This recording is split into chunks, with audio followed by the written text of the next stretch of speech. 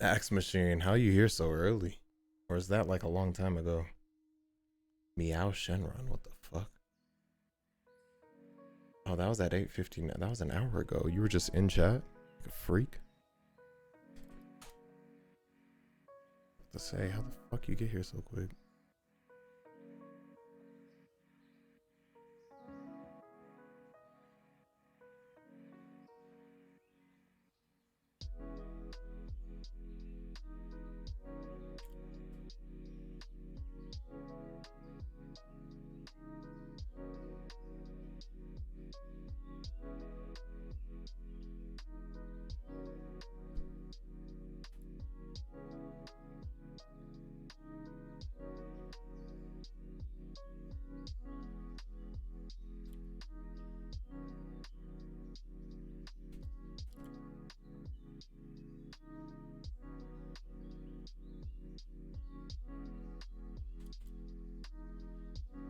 What's up, everybody? This is gonna be a chill stream. I ain't doing shit. Just gonna talk to you guys.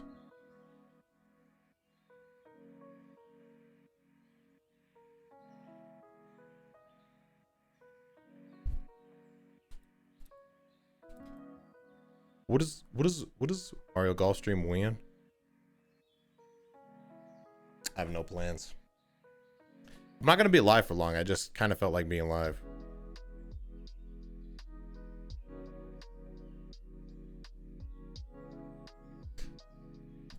CP3 is one win from the chip. Did Phoenix end up winning the game?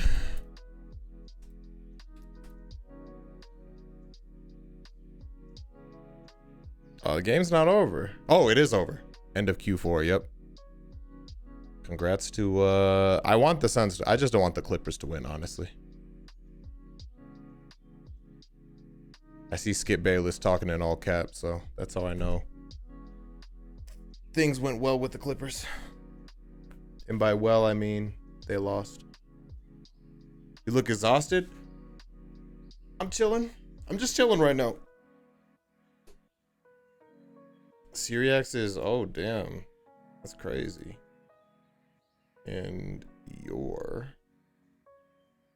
timed out. Did you hear that TrueNade got banned? I did. Which is interesting. I mean, I feel like they could have, wasn't it semi-limited at 2? Could have just limited it to 1. I feel like that'd be an adequate nerf, but whatever. Gonna be playing Guilty Gear Strive anytime? I don't know. I don't want to say yes. I don't want to say no. I have no plans to at the moment, but we'll see. We got winning the finals? Probably the Bucks, but I think I want the Suns to win more. But I would hope that the matchup is the Suns and the Bucks. I don't really mind at this point. Ayo, what we doing? Just chatting, bro. Just talking. Hanging out, chilling. Please upload the last episode of Dragon Ball Z Kakarot. I haven't even recorded it. Ass o'clock stream. Yeah. Mario Golf win whenever I decide to play it. What the fuck is this conversation? It varies so far. Assassin's Creed Valhalla stream? Nah. I have no plans for that. It looks like you tried to go back and get top 10 with Kemen again. Then the hackers ruined you? Nah, man. I'm just not wide awake. Bursting at the seams with energy. Just chilling. I just feel like a lot of times when I game and I'm like playing, you know, streaming, whatever, I get so caught up in the game that I don't see you guys all the time. So I'm gonna see you guys this time. You are the best. I plan on starting that barbarian tomorrow. What do you mean? Are you making your own Demon Souls character? Forgot you have a live voice changer. It scares me. It's gotta be done, bro. You don't see us, but we see you. Hey, darn, I appreciate the tier 1 sub. Thank you. Plan on doing those Age of Calamity streams at some point? Yeah, I do at some point. But I'm really having fun with Demon Souls, so I don't know if I'll finish Demon Souls. I don't know how long the game is, but I've gone through what, 4 or 5 bosses on Demon Souls. So maybe after that, maybe before that, I don't know. But right now I'm really having fun with Demon Souls, so now I'm doing your fan art. Oh, you're doing the barbarian shit. That's I look forward to seeing that. Definitely add me on Twitter with that shit. Damn, you bad at the game or something? I don't even know what you're talking about. I need to see that Sekiro stream. I'm sure I could do it at some point. There's just so many games that people want me to do. There's this guy on Xenoverse who told me, wait, what? Could you 1v1 him for? All right, I saw the 1v1 him for you part, and now I'm good. That Vegeta poster too clean. Shout out to Wiz Yakuza. And signed by Chris Sabat. I don't know if you can see while it's blurred. Are you hyped for the Demon Slayer game? Kinda, but I haven't seen all of Demon Slayer. I'm sure it's good. I've heard that it's good. I believe that it's a good show. I've seen the first 2 episodes 7 times or something. But for some reason, I haven't watched all of it. Hints for your background project? The best hint I can give you is it's not mine. And it's not Grizzy's, and it's not... Like, we're all in it, but it's not ours. You know what I mean? So we're all, like, collaborating... But it's like a thing. I don't know. Stay tuned for that. Dion, just want to suggest a game or a series you play. The Walking Dead, Telltale. Yeah, I've played. I probably played the very first one, not all the way through, but I played a lot of it. But I like the concept of those games. I think that'd be a perfect stream game because it's decision making, right? Like every decision you make takes you on a different path. God of War Ragnarok hype, of course. Of course. Honestly, I wouldn't 1v1 any of the YouTubers because I'd get bored. That was the most edgy, I want people to pay attention to me statement I've ever heard in my life. Hey, Seereax, do you know who Candace Dick fit in your mouth is? Yeah, I know who that is. Hey, Dion, is that the Kame House? Yes. Yes, it is. I drew it myself. That's a lie. I did not. I got that shit on Amazon. Pandemic P back at it. Let's look at. I didn't watch the game. I saw all the other games, but I didn't watch this one. Let's see what the box score was. Paul George was 5 for 20. 23 points. He was a -5. 16 boards though. He had 16 rebounds, 6 assists, 11% from the 3-point line. Yeesh. They locked his ass up. How'd Devin Booker do? 25 points. Okay. Chris Paul at 18. Okay. Yeah, I want the main reason I want the Suns to win is because I want Chris Paul to get a championship. Yo, Blades of Chaos. Yeah. And we got the that axe, bro. The Leviathan axe. You already know it. What is going on if it runs out here? Look at this 3-point field goal. Yeah, no, I saw. Are you talking about Paul George? Yeah, he was 11%. Tough. Throw the axe and make it come back. I could. I just don't want to. You know who Seereax Clips is on YouTube? Like, the channel? Yeah, I'm aware of the channel. Why did you roast Rhyme on his stream? That's standard, bro. Like, if I didn't do that, then you could assume something is probably wrong, bro. Are you gonna stream NBA 2K21? Not right now. At some point, maybe, but not right now. What weapon is he using in Demon Souls? I'm using the Dozer axe.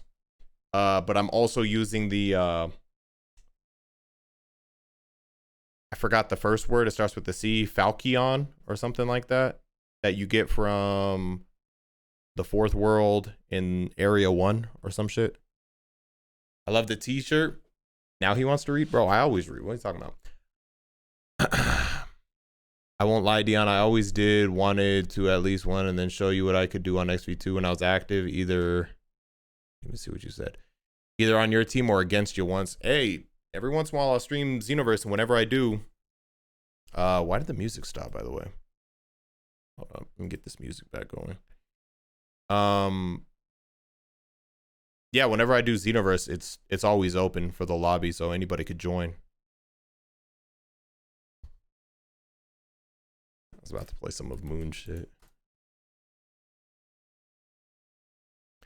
Do you have Gohan anger theme? I'm not gonna play that theme right now, bro. Did you cop that Dotto Doya merch? I did get 2 things. I got 2 different things from Dotto's new merch line. His first merch line, actually. I think. No, he did some other merch a long time ago. But I got the Try Something shirt with Jiren's hand on the back like this. And I got the, it was like a falling hand art sort of thing that looked really cool. I got both of those. Don't know if his merch line is, if everything is still up, but if it is, check it out. Support the homies. Support the homies. How's the basketball court coming along? So it's not going to be done until like late July. You guys don't know how hard it is to get the type of fence that I'm trying to get. The court's pretty much done, but we want, by we, I mean me, I want to get it all fucking fenced in. How do I explain this? I mean, I think it makes sense. Like, I don't think I really have to explain. Okay. Explain it like a nerd. Okay. See this Yu-Gi-Oh card? This is the court, right? The hoop is right here. Right here is the hoop. We want to just like boom, boom, boom, fence that bitch in. Just like on the sides. But like, it has to be a tall fucking fence. Because it's for a basketball court. Like, you don't want the ball to bounce out. So it has to be like 10-foot fence. But that's hard to find. It's hard to find like a supplier who can do that the way that I want it to be done. You know what I'm saying?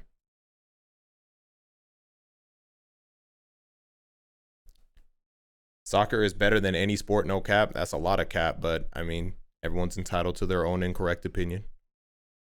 All right, none of my shits are working right now. Hold on. I just wanted to play some musica.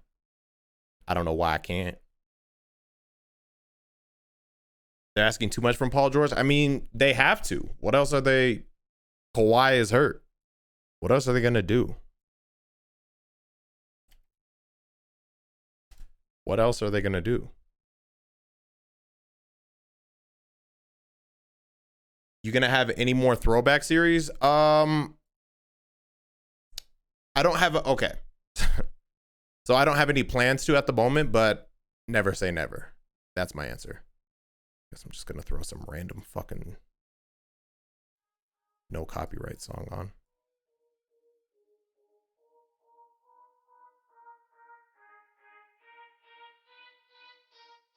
What is this beat? Hold on. I don't even know what this is. All right, fuck it. Favorite moment in any video game? I can't think of anything. All right, this is a little too hype. I want something chill. Can my fucking browser work now? There we go. That shit was like trying to amp me up.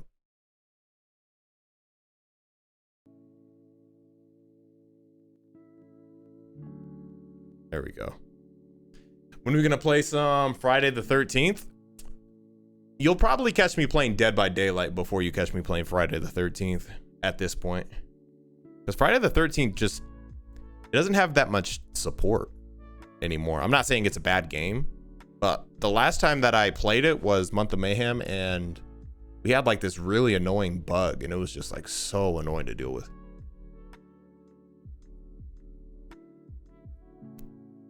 Do you watch Skip and Shannon's Undisputed? Of course I do. I watch it like literally every morning. Well, weekday whenever it's on. Cold is really the only correct answer? Oh, what was the question?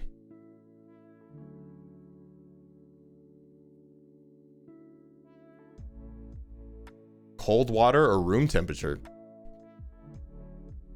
I'm okay. So I don't want it to be room temperature. Usually the answer is cold. Let me put that out off rip. But Like sometimes I prefer it to be like not room temperature, like somewhere in between. Like if that shit's ice fucking cold and that shit's like shitting all over me, you know what I'm saying? Like that's something that's a little much, you know. I don't know, usually cold. I lean towards cold, but sometimes like a nice balance, you know, not too cold but not like room temperature warm either, like just slightly colder than room temp. I don't know, I'm weird. Is water wet? Oh, you live at the beach? Yeah, I mean, if you're in hot weather, I get it. Ice water hits different. I don't think water is wet, is my answer to your question. Because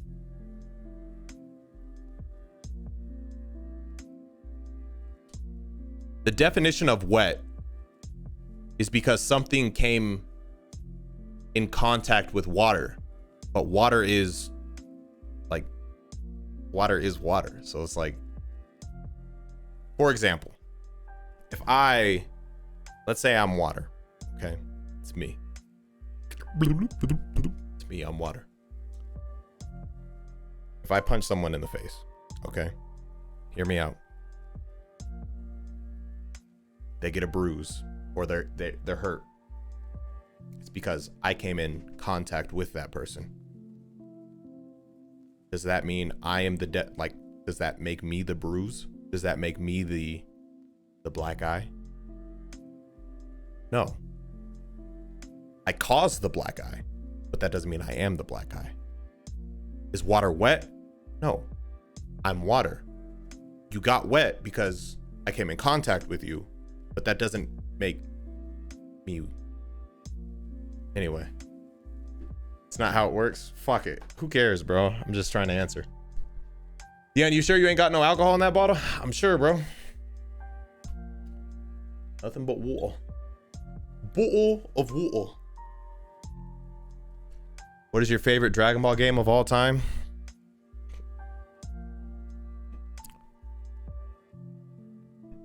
Like, I think about it every time, but I mean, probably, despite like right now, it's one of those things that I have to remove myself from my current state of mind. Because right now, Dragon Ball Xenoverse 2 would be like, you know, I'm like, I don't really feel like playing Dragon Ball Xenoverse 2, but like, I have to look at it from like a bigger lens, a bigger perspective, and like the impact that each game had on me and how much fun I had with those games and how much hours I felt like I could put into whatever game and ideas. And with all that said, it'd probably be Dragon Ball Xenoverse 2. Probably Dragon Ball Xenoverse 2. Are you big on alcohol or not? Nah, not really at all. Like, I'll drink every once in a while, like get-togethers, or that's pretty much it. But I'm not the type to, you know, just have like beer chilling in the fridge or fucking wine chilling in the whatever. Like I used to, but like, nah, like not in a while. It's not my thing. Because alcohol is literally, and again, I'm not shaming anyone who does drink. Like, do whatever you want. But like, if you think about it, like you're literally drinking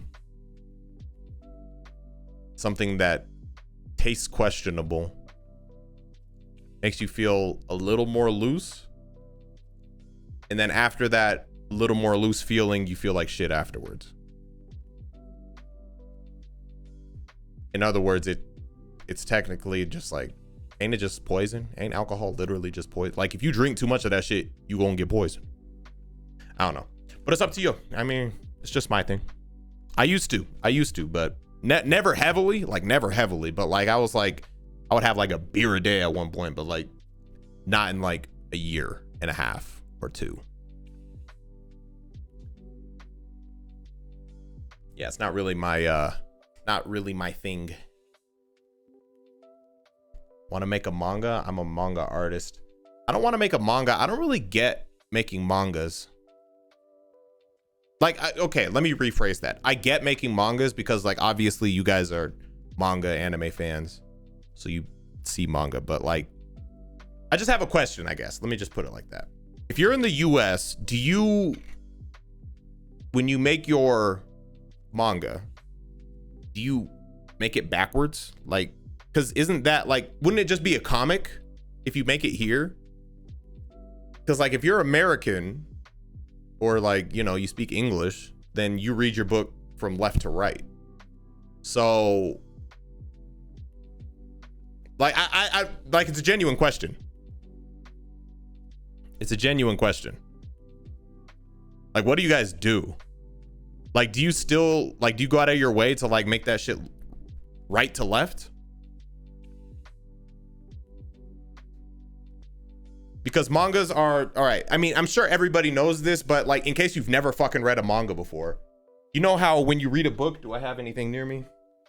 My bookshelf's over there. But if you read a book, you know, you're like, boop, boop, that's me opening the pages. Like, you're going from the left side to the right side. With manga, Japanese, it's the other way around. So you start, boom, you open it like that, and you're like reading it like this. You know, we know your ass can't read. I promise I'm smarter than you. Now, actually, when I, no bullshit, when I was in school, the things that I was like specifically good at was English shit. So like literature, like grammar, punctuation, all that bullshit.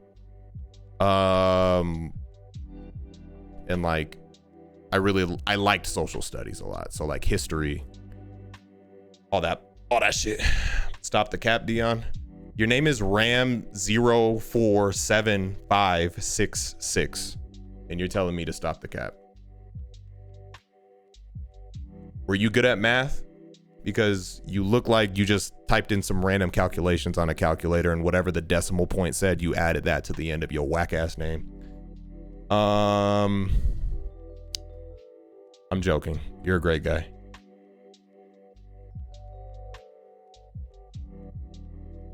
Honestly, the three idiots have me laughing. We haven't made a video in a while. I don't know what the next video is going to be.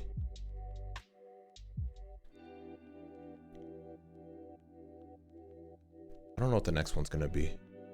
Will you do a month of mayhem this year? Yes, but it will be different. So last year, you guys know how it went.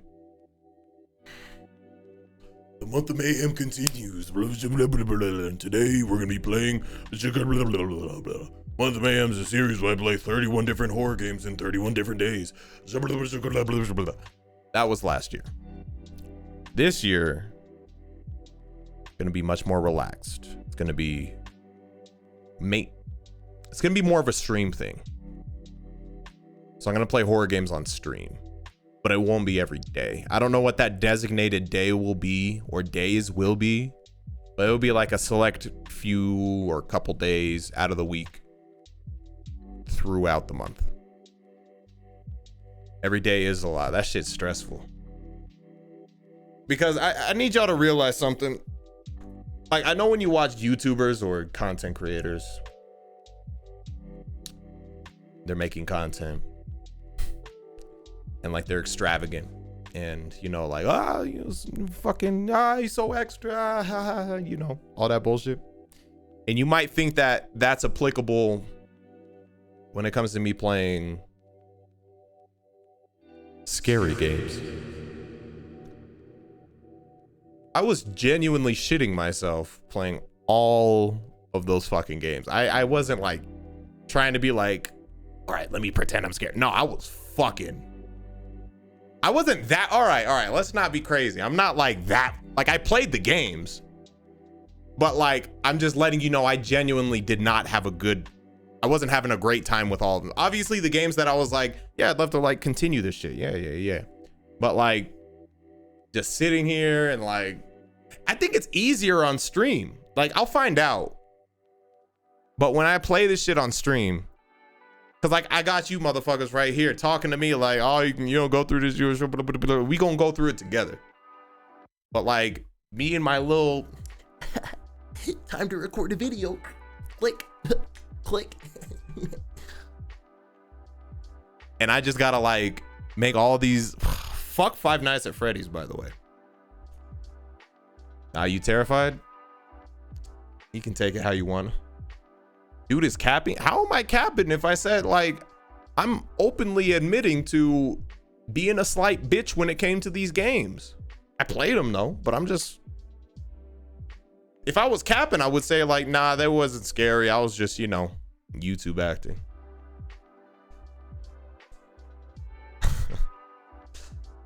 Love to stay in chat, but I gotta go finish the first wait, a 5Ds. What are you talking about? You're talking about the Yu-Gi-Oh series?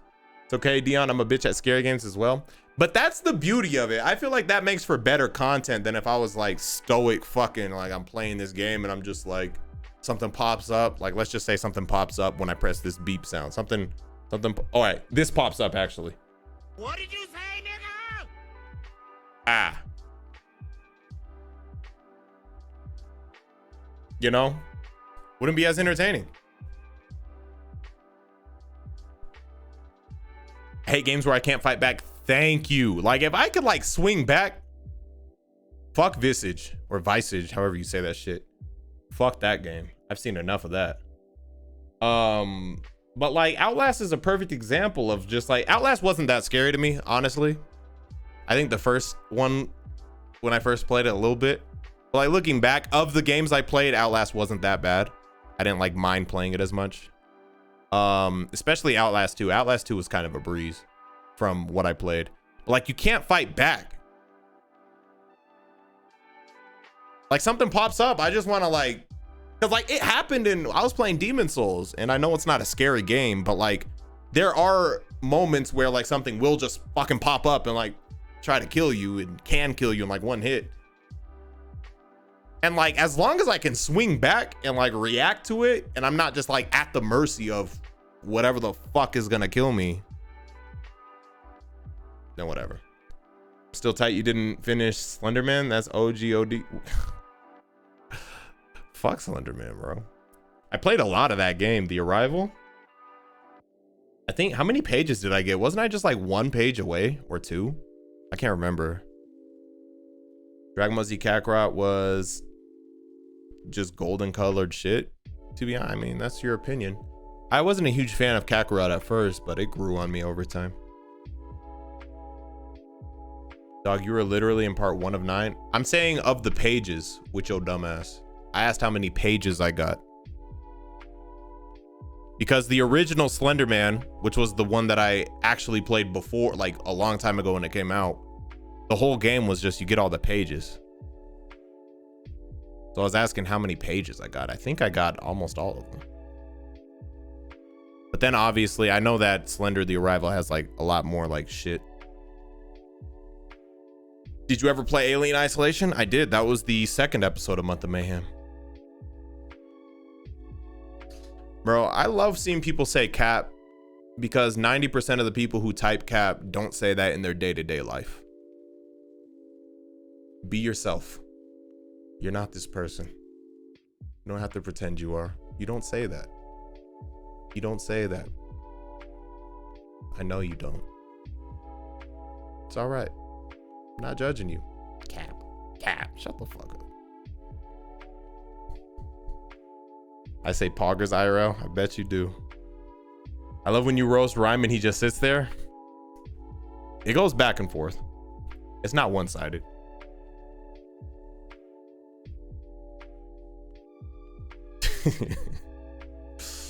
I bet you do say poggers in real life. You fucking freak. I'm joking. You're not a freak, bro. You're a great guy. Poggers. Haha. Read my sub, Uglass. Oh, you ain't gotta call me ugly, bro. You ain't gotta tell the truth out here. What did you even say in your sub? What are you talking about? That shit didn't. Oh, bro, that was 21 minutes ago. Oh, it's literally midnight, so I'm going to bed. Damn, you stayed up for 20 minutes till I read that shit. All right, bro. Much love, man. I hope you have a good night.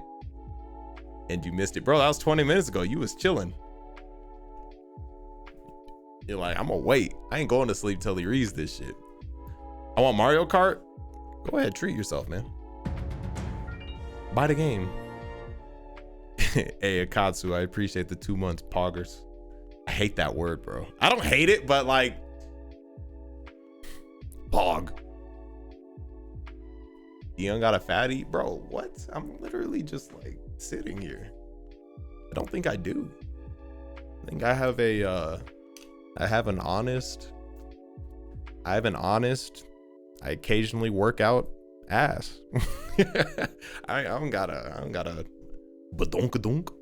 Is it rare that you do these just chatting streams? Yes, very, very, very, very. I've maybe done this like 2 times before today, 3 times maybe. Yeah, normally I'm playing a game. How's the gym? Are you talking about the like my at home thing that I've been trying to get set up? It's good. It's good. As a Clippers fan, I am happy with how far they made it in the playoffs, especially without Kawhi. I mean, Kawhi carried them past Dallas. They're not beating Dallas without Kawhi. And second series, I know Paul George got them 2 wins without Kawhi. But I don't think they win that whole series without Kawhi. Yeah, but Paul George, I mean, he's doing his thing, but I mean, it's just Indiana part 2 when he used to play for Indiana and he was the only star. Why are people down bad for Dion? I don't think they're down bad for me. I think they're just down bad in general. I think they start trembling when they see someone of the opposite sex on the streets. They just down bad, bro. I love them though. You know, these are my people. Oh, I gotta start trembling. What about LeBron? What about LeBron? Oh, LeBron didn't have Anthony Davis. I think they get past the Suns without.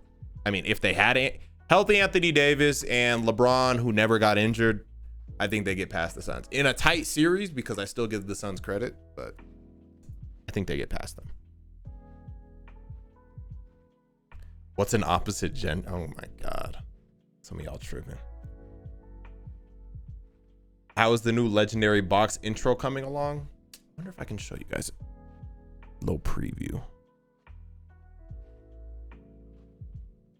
Not a preview, because I haven't edited it yet, but I got the 3D sort of animated version of the legendary box.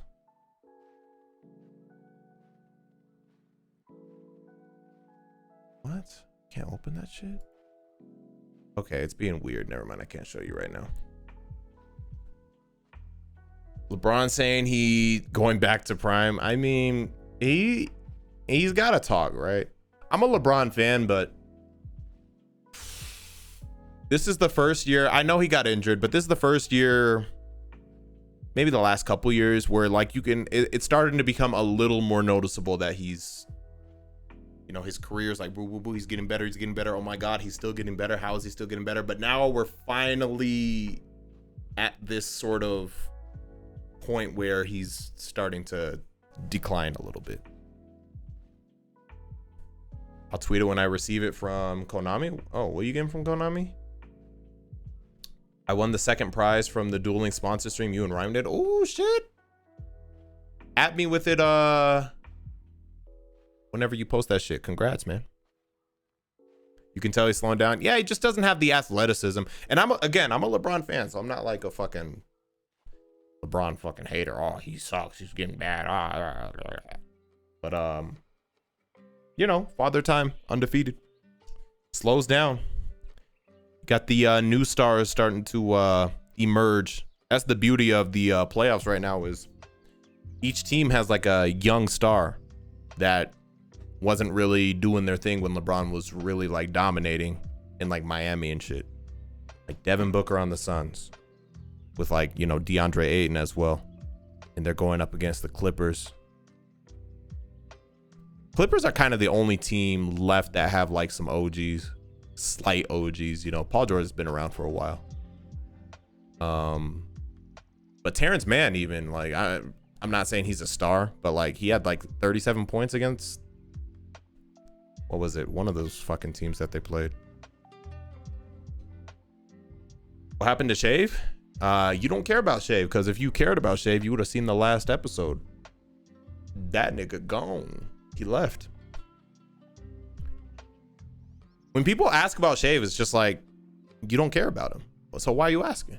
Because if you cared about him, you'd know. You'd know what happened.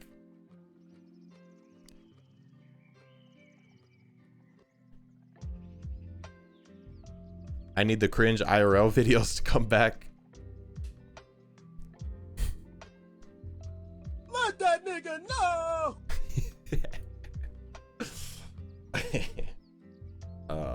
I am thinking of starting to make some like more unique content. Not the same as what I used to do, but like some different shit. It's true, no one cares. I need those lore videos to come back. I'm gonna keep it a stack. I don't think those are coming back. Those were like, that was such a like, I appreciate you guys because it's really cool that like I could just have a random fucking idea 3-4 years ago and get asked about it now when I haven't done that type of video in like 3-4 years. Like I did them. Like that was me drawing a character that I made in Xenoverse and saying their story. I don't know how to break this to you, but Xenoverse is fucking old. It's very old. Like and that's not to say like it's trash because it's old. I'm just saying like I don't have the same inspiration surrounding a game that has been out for 5 years. You know? You gonna do another cookie piece of it? Nah, bro. I was high as fuck when I made that shit, I think. Back, I don't smoke anymore, but I used to be a connoisseur of Kush. But what did I do? I put like fucking Cheetos on that bitch too. I was fucking blasted. I was blasted. You still vegan? Yeah, bro. I don't think that's gonna change. I wasn't vegan when I made that pizza video. I've been vegan since what, 2017? I think. Yeah. Damn, you mean pothead?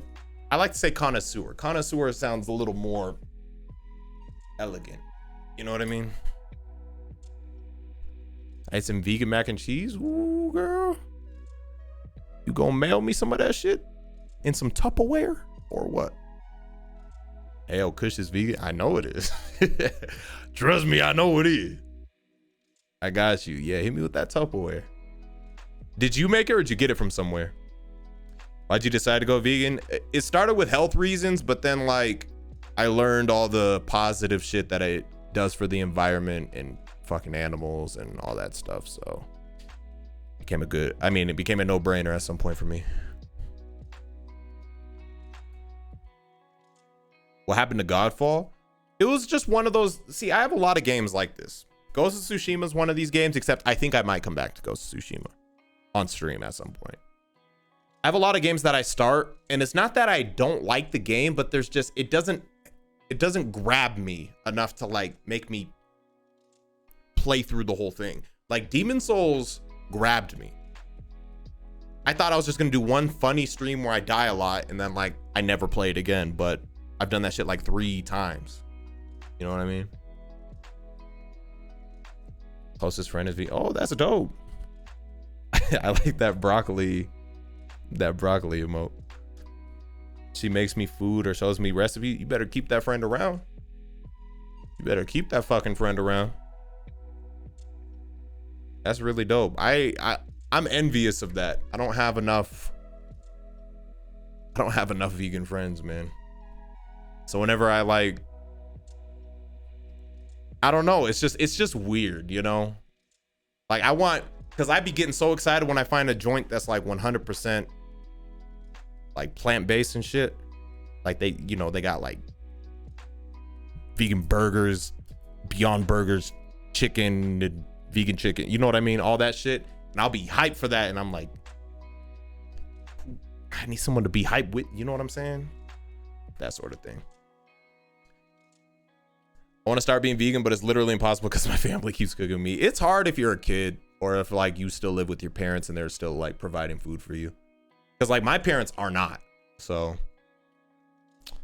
my parents aren't, like, none of my family, like, just today we went to this restaurant and I'm the only one who like has to go out of the way to say like, hey, no cheese, no meat, you know, all that shit, you know.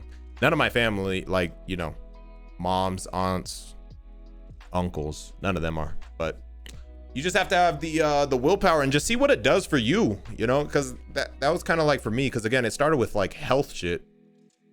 Like I went to the ER because like my heart was like, you know, I thought I was gonna die, you know what I'm saying? Like I was going through some shit, long story short. And then after that whole incident, I like started researching what causes that shit and like how to prevent it. And then you find out that heart disease is the #1 fucking killer in the world. And then a direct correlation to heart disease is animal products because they clog your arteries, and cholesterol doesn't exist in non-animal products. And I was just like, why nobody teach me this? And then one thing led to another.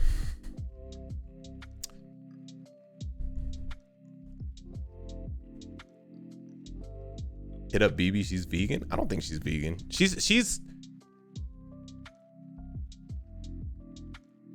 She leans towards it, but she's not, if that makes sense. Like she's, I don't know for sure. I don't fucking know.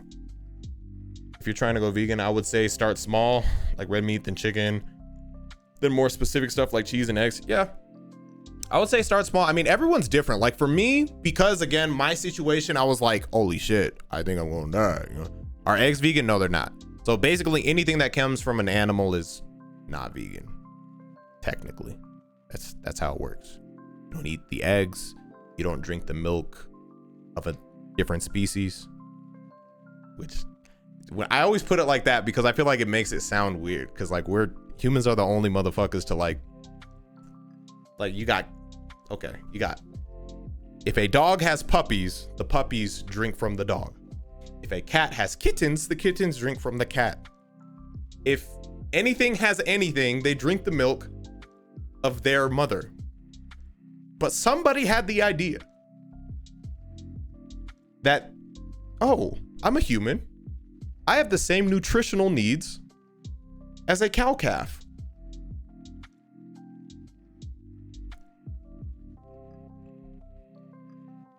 Huh?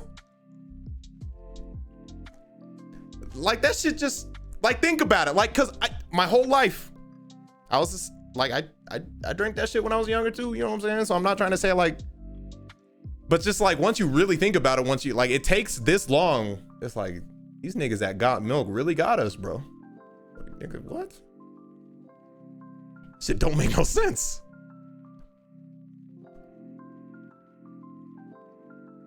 Dion, what do I get if I subscribe? You get some emotes. Hey, matter of fact, everybody in chat, spam your favorite Seereax emote and show them what they get for subbing. I just can't give up animal-based food. You know what's beautiful about what you just said? 90% of people who are vegan said the same fucking thing. I said the same thing. Ain't no day. If I would have told myself in 2016 that in 2017 I'd be vegan, I'd have been like, you fucking lying. I ain't never doing that shit. That shit whack. Those niggas weird. Here I am. Weird nigga. Pinecone emote win. I actually want to get Pinecone sub badges.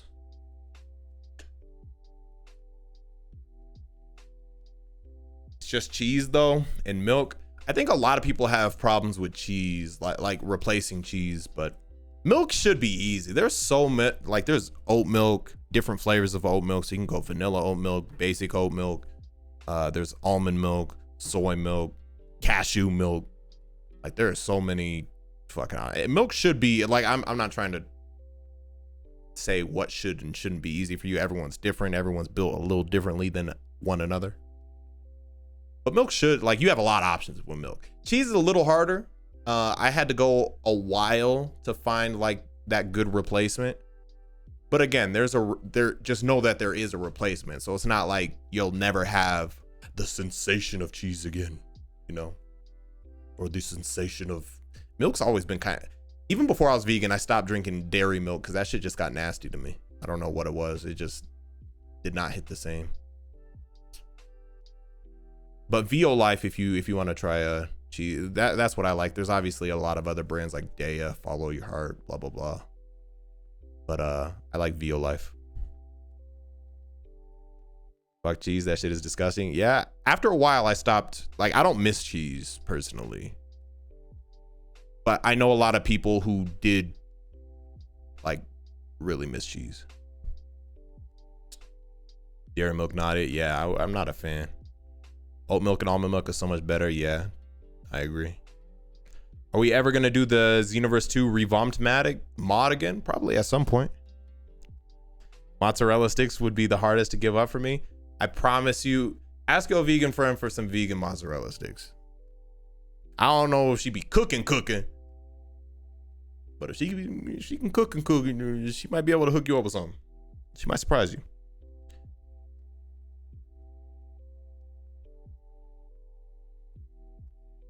She's a chef. Yeah, see what she can do. I'd be curious.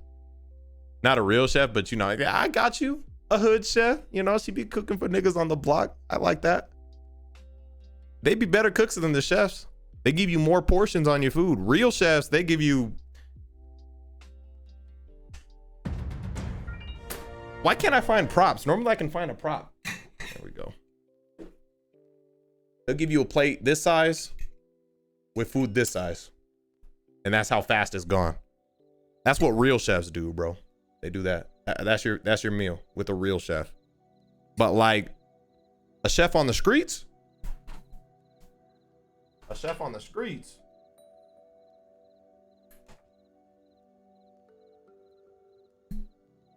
this be your portion. You can't even see the plate.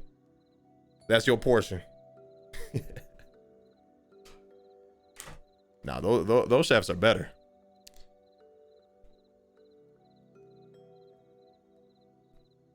Hey, Ikari Games, I appreciate the 4 months. Thank you. I appreciate it. Real chefs give you the correct amount and shit. They give you... Fuck that, bro. Like, I need some food. Especially the way I've been eating now. What's the biggest mantra you live by? Define mantra. Like, you mean like a saying?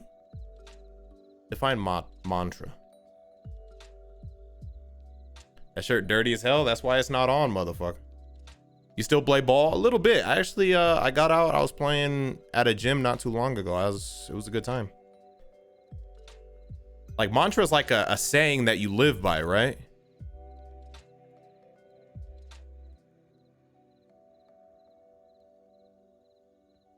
I believe in you yet. So there's a lot of guides. And again, I think a good starting point is if you have Netflix, if you haven't seen The Game Changers, I highly recommend it. Just to show you that it's easy. Like that's a good way to show you that it's like, it's not as hard as you make it out to be. It seems way more daunting than it actually is. Like once you start, it's pretty easy. Like a saying or a lesson, mine is don't be upset about things you can't change. Well, that's one of mine. Oh, she said she got a list. She got a list.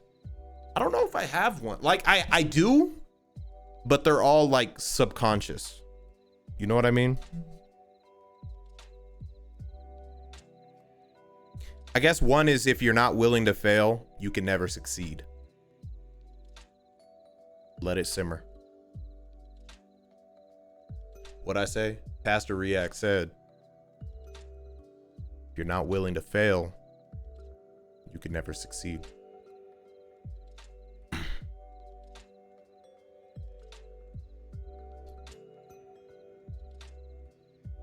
But I think I have a lot of other things, man.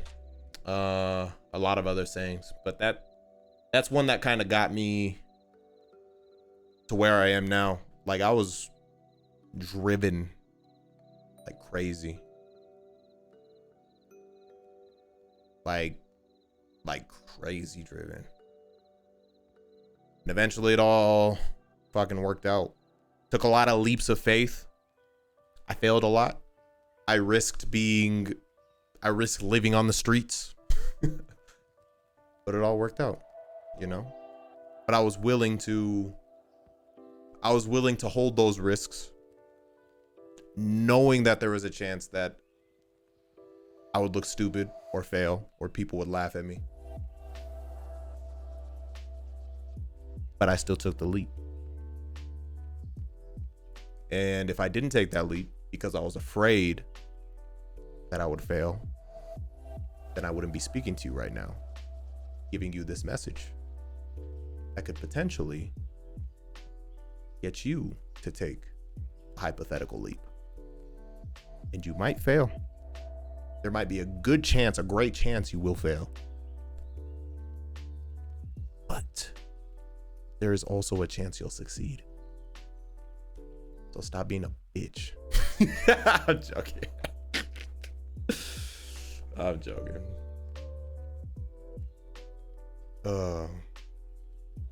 Is that a gray hair? I don't think so. Where are you looking?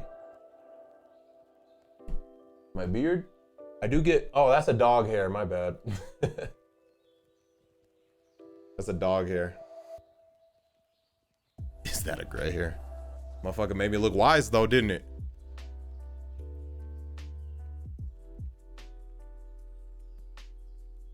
Yeah, ban him.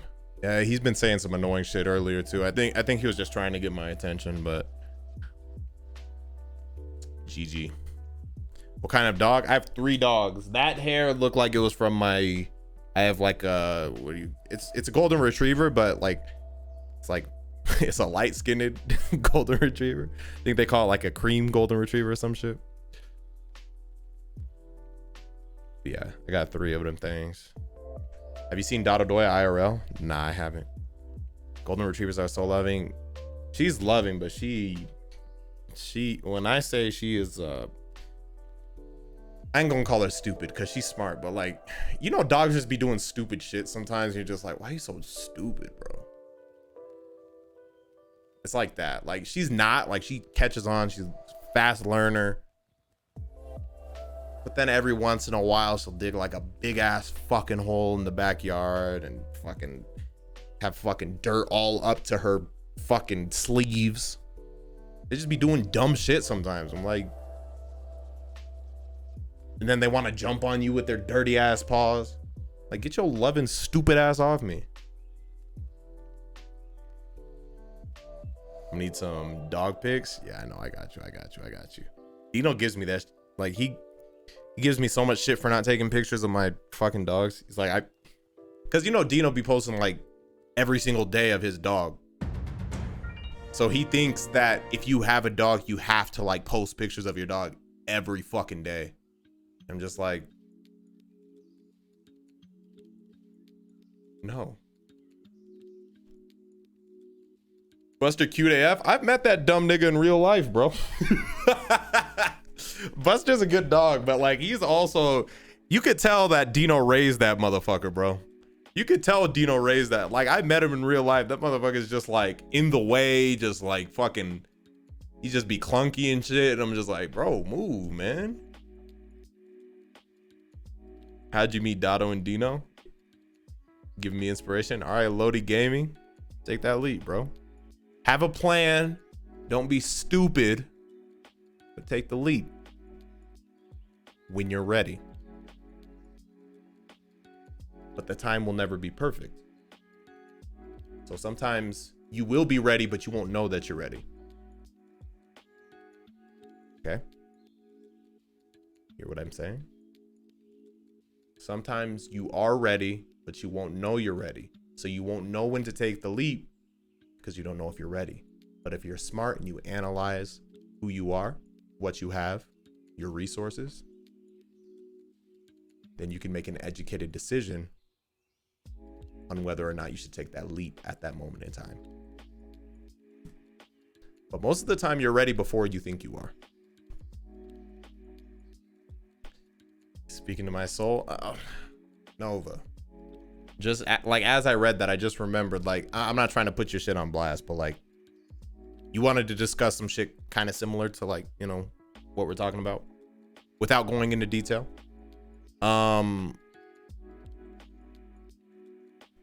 We would have to have a discussion about that. We would have to have a discussion about that. But just know, I've been through not the same shit. Everyone's situation is different, but taking that leap do be scary. It do be scary. Here's the corny analogy. Bird on the nest. How high is a tree? Trees be tall as fuck. Can you imagine how scary it is? I know the metaphor is so fucking corny and tired and played out, but really think about it. Like, genuinely think about this shit. Because sometimes I sit back and I, like, this shit is actually amazing how birds, when they first leave the nest, like, how fucking high is that tree? And these little motherfuckers are like up here. And at some point, despite never doing it before, they have to be ready to just fucking fly. Isn't that shit crazy? Like, I know it's like everyday life. Like, everyone knows this. So I'm not like breaking any news to anybody, but like, think about that. That shit's fucking crazy.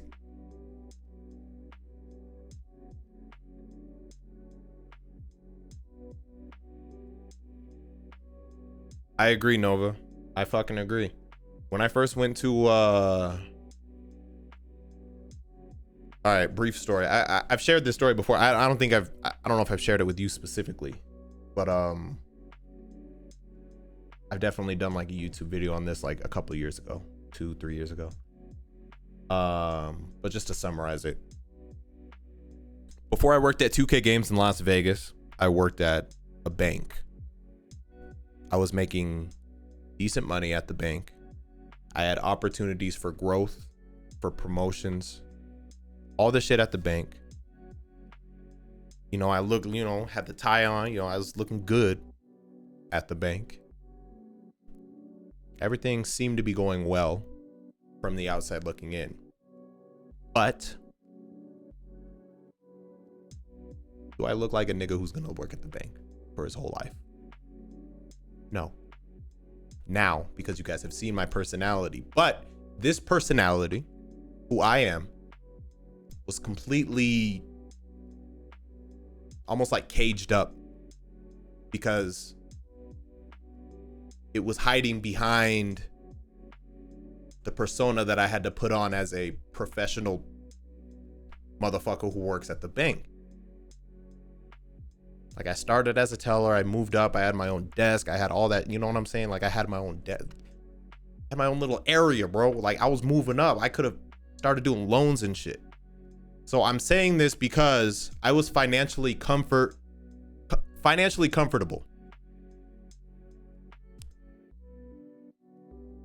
But I hated it. But I was financially comfortable. So what I'm trying to say is, at some point, me, who was caged up behind the bank persona, was just like, I can't do this shit anymore. And that is what sprung me to take a leap, to leave this comfortable situation where I could have moved up, made a good, solid earning, good career. And I wanted to pursue my passion, which was in video games. I wanted to make my own video game. I had already dropped out of college at that point. I was in college for computer science because I wanted to make video games. But then I got scared of all the debt that I was getting. So that's why I dropped out and I got a job at the bank. So I applied all over the country. I just applied. Any video game industry job that I could get. I don't give a fuck if I'm sweeping the fucking floor. Like, I wanted to be with video game devs. I wanted to be in the industry. I wanted to learn from the inside because I knew if I get in there, I can make those connections. I can work my way up. I can do all this shit. Blah, blah, blah, blah, blah. Long story short, 2K Games is the place that decides to call me back. It's a Tuesday or it's a Monday, Monday or Tuesday. They call me back. I remember I get a call from a Las Vegas number, so I know it's some game dev. I don't know who the fuck it is at the time. I just get up from my desk and I just walk out. I act like I'm about to go to the restroom, but I walk out the building to take the call. They're like, we can give you an interview, but you got to be here on Thursday. Okay, it was Tuesday. I remember. It was Tuesday and they called. And again, I didn't live in Vegas at this time, in Colorado. So it was like, especially when I don't have money, like I got to book a flight to Vegas. I got to call off of work on that day just to apply for a job that's going to pay me less than the bank. And I might not even get the job. This is just for the interview. But I took the leap. I took money that I had. And again, if you buy a flight like 2 days in advance, like that shit ain't that cheap. You know, normally you want to get your flights like in advance. I don't remember exactly how much I paid, but I paid it. Got there, paid for the taxi, blah, blah, blah. I do the interview. I go back. Long story short. By the way, this is for a temporary position, which makes this even crazier. Because at 2K, you have a 3-month temporary period. It's a seasonal job because it's for crunch time. So as a release date is coming up, let's say the release date's here. Once they get to like right here, they're like, oh fuck, we need a lot of extra bodies. We need a lot of extra people working on this shit. So they'll bring in a bunch of people just for like testing and shit. But I don't want you to think like video game testing sounds glamorous until you're sitting there for 12 hours, staring at one level in one area of the game for all 12 hours, 6 days a week. I'm just saying that because I just don't want people to be like, oh, you just test video games. And then you're writing articles on each little issue you find. That's all it is. Okay. As I was saying, 3-month temporary position. They'll only keep you as a full-time employee if you do good enough. So it's almost like a 3-month tryout period. I started, just to put it into perspective, I started with 70 plus people, all 70 plus seasonal people. They had like regular full-time people, and then they brought on like 70 fucking temporary employees. Okay. Of those 70 people, 4 of us kept the job. Everyone else got let go. And the only reason I succeeded is because I put myself in a position that they didn't. What separated me from these other 70 people is almost every single one of them lived in Las Vegas. They lived in Las Vegas. So it's like, if they fail, they just go back home across the street. They just go a few blocks. They go a couple miles. They're back home. If I failed, I would be sleeping in my car because I left home. That was my big leap. So if you put yourself in an uncomfortable position, you're more likely to thrive. I didn't give myself a plan B pretty much because plan B was sleep in my car.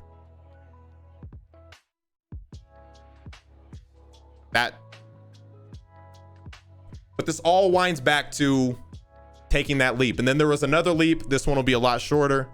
But while I was working at 2K, I finally got that job that I wanted so bad. It paid less than the bank, but like, that's what I was happy in, because what's more important than having a wealth of finances is having wealth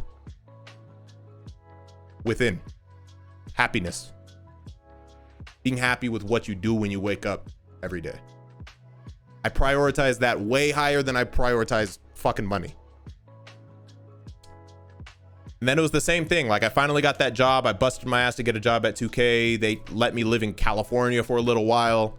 Paid for my living out in California. Like, it was an amazing experience. It was tough.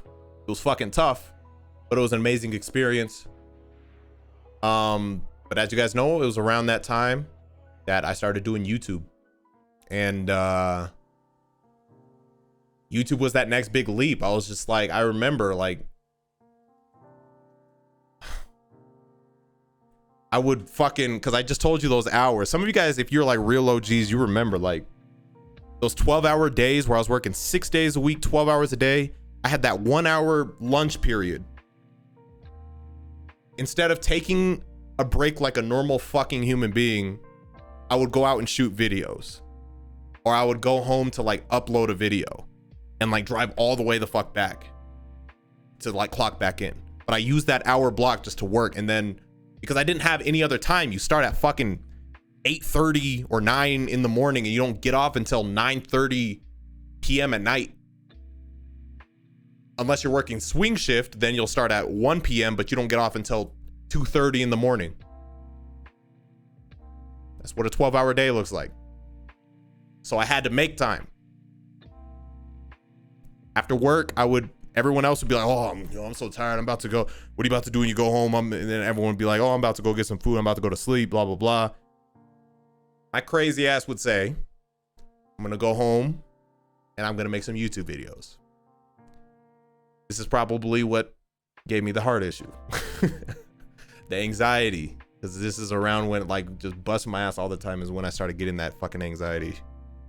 But yeah, long story short, eventually I got to a point where YouTube was making as much as my day job, but it was still scary because YouTube's interesting. Like I could have a month where I get this many views and then the next month I get this many. And then I could have a month where I get this many or that many. Like it just depends. So with that said, my leap of faith was I just told myself, if I ever make the same amount on YouTube as I do at my day job, I will quit my day job. I thought that was the plan until it happened and it scared me shitless. Scared me shitless because again, YouTube can be it could be her, it could be her, it could be her. But I just reminded myself of taking the leap before. And then I realized that life isn't about taking one big leap into success. It's about multiple strategic leaps that you make throughout the course of your respective journey. And this was just another one of those. It was a big one, but it was just another leap that I had to take to get to where the fuck I wanted to go. But even now, I'm not saying I'm trying to take a leap from content creation by any means. I'm not. Like, I genuinely enjoy doing this. Like, the fact that I can just sit here and talk to you guys is like, I love this shit. I really fucking do. I really fucking do. I don't want anyone to think because like my upload schedule is shit that I take it for granted. I really don't. But that caged thing being who wants to create, because this whole thing started because I wanted to create video games. I wanted to make a game. I feel like that is what's being suppressed now. And it's still overwhelming because I don't even know where to start. So, but the beauty of doing content creation, what I do in this game idea thing is they can work together. Like I don't have to leave one to do the other. Like I had to leave 2K. I had to leave the bank to work at 2K. I had to leave 2K to do YouTube full time. With this game idea thing, I don't have to do that. I can do YouTube, I can do Twitch, and make a dope ass fucking game. What kind of game would you make? I mean, I've had, and this is the crazy thing, there's so much to these stories and shit. Like, I had a game it still exists. I've had a game planned, like building a world. I've been building the world and characters of a game since before I worked at a bank, since what, 2012 probably, if not earlier. If not earlier, maybe 2010.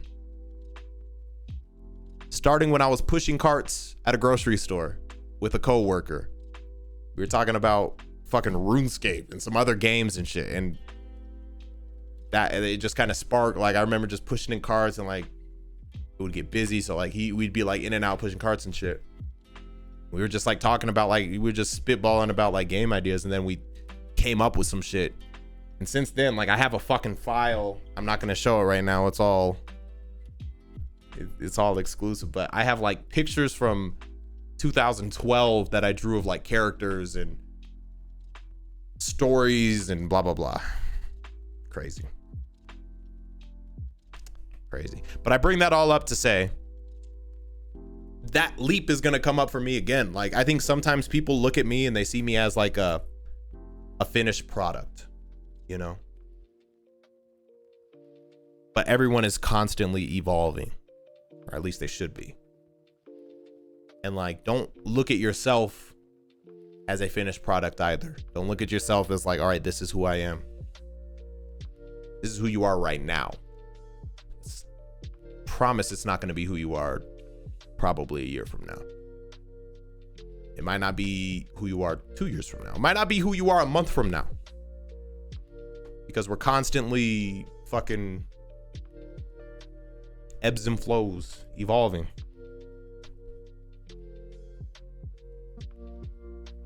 So you're leaving YouTube? Nah, I don't think, honestly, I don't see myself, and I know a lot of YouTubers say this, I might eat my words one day. But I don't see myself leaving YouTube, because even if this game takes off, like, I feel like this could be a really unique platform and way of sharing the journey, you know? Like, what game dev, I'm sure game devs have YouTube channels, but it's like a game dev with a YouTube channel. It's not like a YouTuber who, and I'm not talking, like, YouTubers have had games come out. I'm not trying to say I'm the first to do this shit, but like my shit's gonna be from the ground up, and I'm not settling for some little shit. Like, it's not gonna be some, no disrespect to mobile games, but it's not gonna be some mobile game. Like, I want motherfuckers to be able to, I want my shit on E3. Like, I want my shit to be a block on E3. I want motherfuckers picking up a controller, and like a PS5 controller, Xbox, whatever the fuck you play, and like it be some real shit. That's what I want. I'm far from that. I'm gonna say that now, but set the goals high, and if I land around here, I'll be all right. So long as it's not a PS5 exclusive. That's not the plan, but I think what happens with exclusives sometimes is, like PlayStation, for example, they have PlayStation Studios. So let's say I get my game to a point where I can like actually start pitching it. I go to Sony, I pitch my shit. Then they're like, we'll give you all the fucking funds you need, but this has to be an exclusive. Then it gets like, nigga, you gonna give me all the funds I need? Shit. It just depends. It depends. A little teaser, are there guns or swords? Swords. It's more swords. Definitely more swords.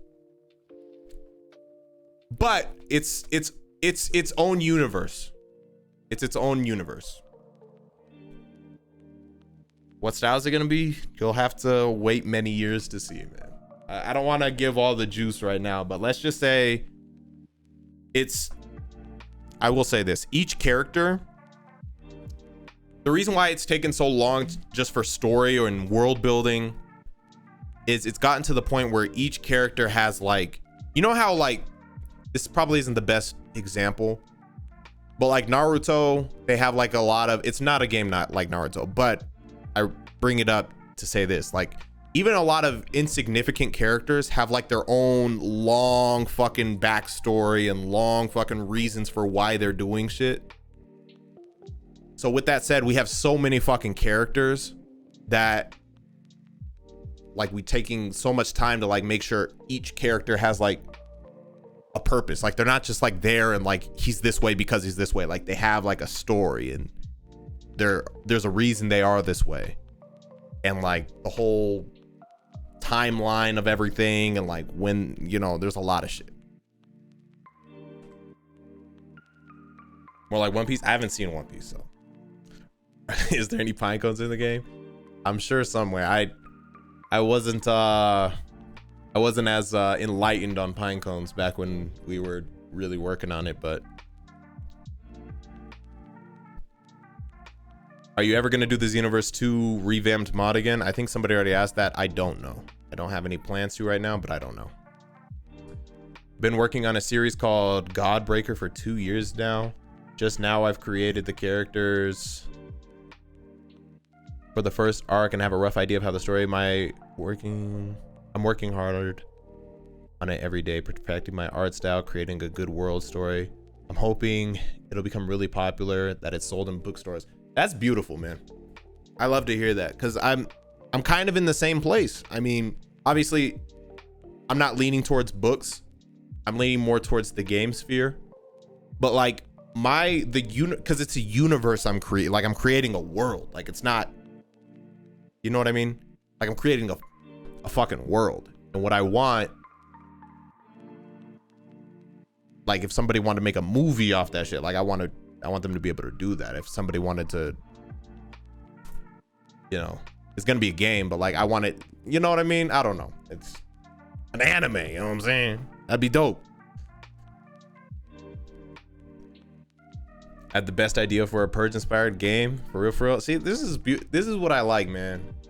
I love having a creative space because so many of you guys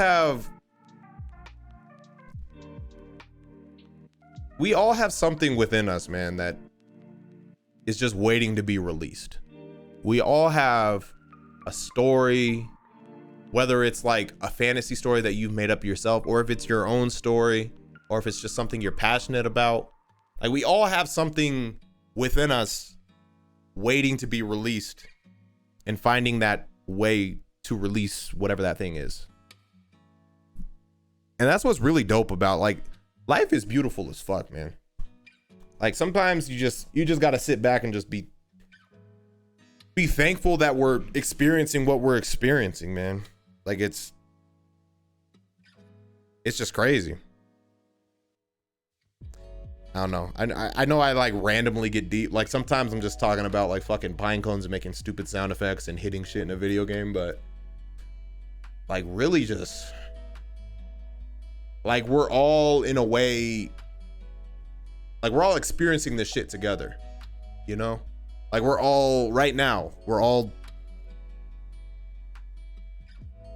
we all went through our shit and then boom, our paths fucking crossed right here. Not just me and you individual viewer, but you individual viewer and all 600, 700 people watching this shit right now. Like we went through all the shit we went through and now boom, we're here talking about this shit and having moments. Shit's crazy.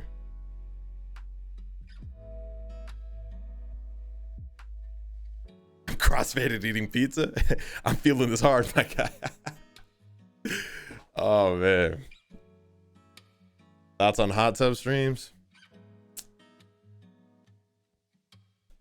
I'm very indifferent towards them. I'm not against them, but I don't like support, like I don't care. You know what I mean? Like in a way it's kind of like soft porn. Like it's soft, you know what I'm saying? Like depending on how it's portrayed, but I don't care. Like, do you? You know what I mean? Like, I'm not tripping. Let me get half naked for views. I mean, it works for, I mean, maybe the niggas just want to chill in the hot tub. I don't know. I guess I'll tell my own small story. I turned 15. My mom gave me 30K. Oh, 15. I was about to say 1.5 USD That was the most. That's still a lot of money, but like when you said 30K, I was like, God damn, motherfucker. But 1.5 USD. Most money I've ever had in my life. I decided to take a huge risk and buy my grandmother's 2013 car that costed 4.5K. I was 15 and in debt, but with a car in a major money-making technique, renting my car out to Uber.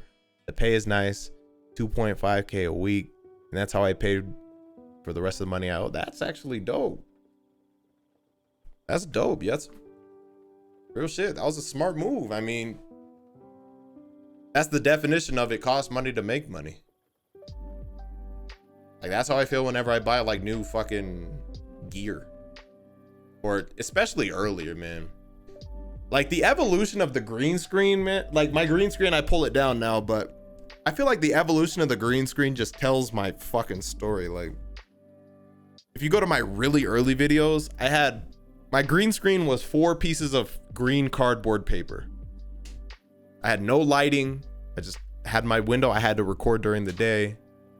4 green cardboard pieces of paper with thumbtacks. And then that evolved into something else, and then that evolved into something else, and now I have like the pull down projector shit. It's just fucking crazy, man.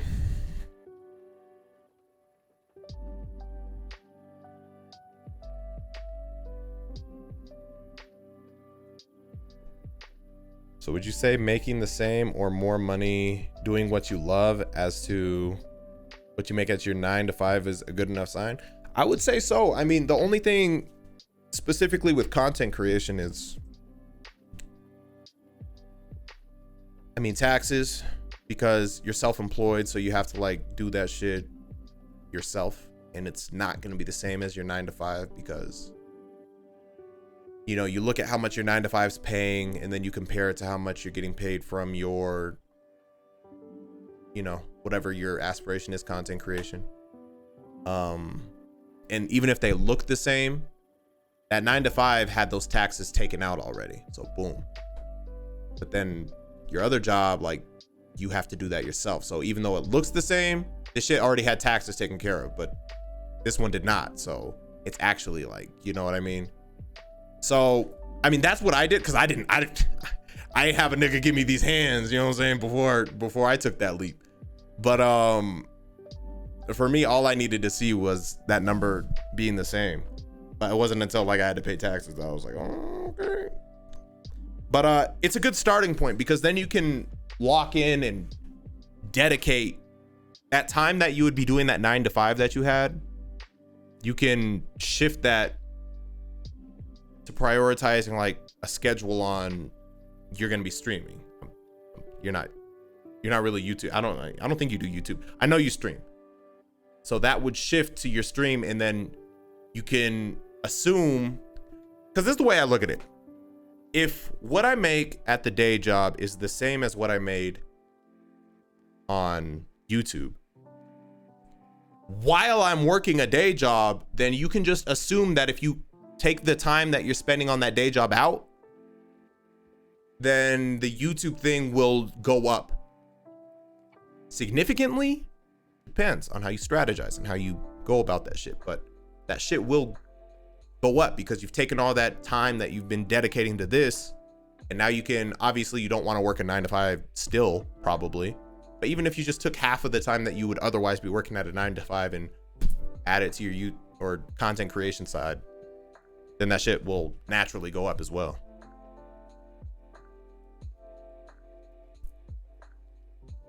What was probably the most struggling part of getting to this point in content creation?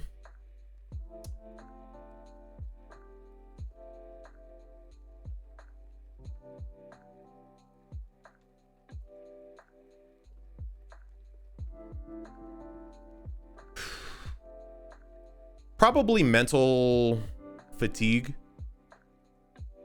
Again, when I was going through that anxiety thing, like I got to a point where like I could feel the anxiety every time I sat in front of the computer.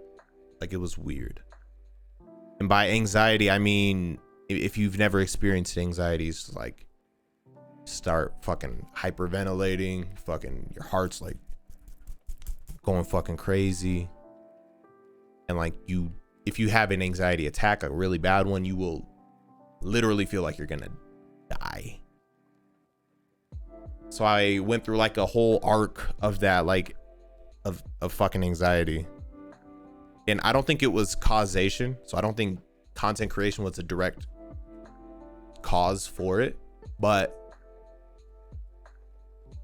it did have something to do with it early on. Like now I can kind of manage it better. That's why I don't force myself to post every fucking day, because I prioritize my mental well-being and health over keeping a superficial daily streak or something, which I used to try to do. Like I always felt like, I guess I was inadequate when it came to content creation. No matter how good I thought my videos came out, the consistency aspect always ate at me alive. And obviously I'm not super consistent now, but it just doesn't bother me as much, because even when I was consistent and maybe some people were happier because of that, you don't see when the camera's off the stress that I go through, or that I went through to make that happen, to try to keep the quality of videos, but also do it every day. To not go outside because I'm like focused on this shit. Like now it's like, if I'm not feeling it, if it's not done, then it's not done.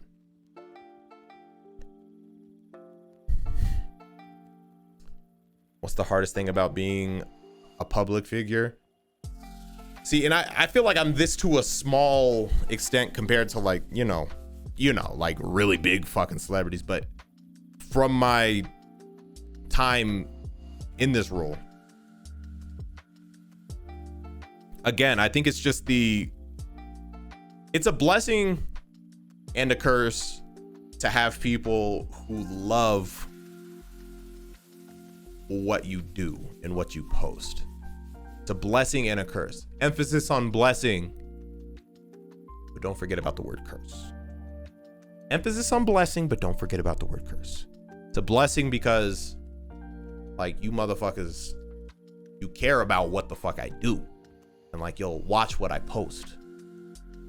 But there's always that pressure. There's always that feeling of, holy fuck, I have this many people waiting to be entertained by my dumbass. I have this many people waiting for me to edit this video. I have this many people waiting for me to post this video. Oh my God, this series I haven't done in a while. Like, people are looking, you know what I mean? Like, it's dope as fuck that they want that you guys want that shit. But on my end, again, that's the blessing, but then it's a curse because it's like, shit, I gotta like really do this shit like a lot forever. You know what I mean? But again, emphasis on blessing. I don't want that to sound like I'll take that 100 times out of 100 times.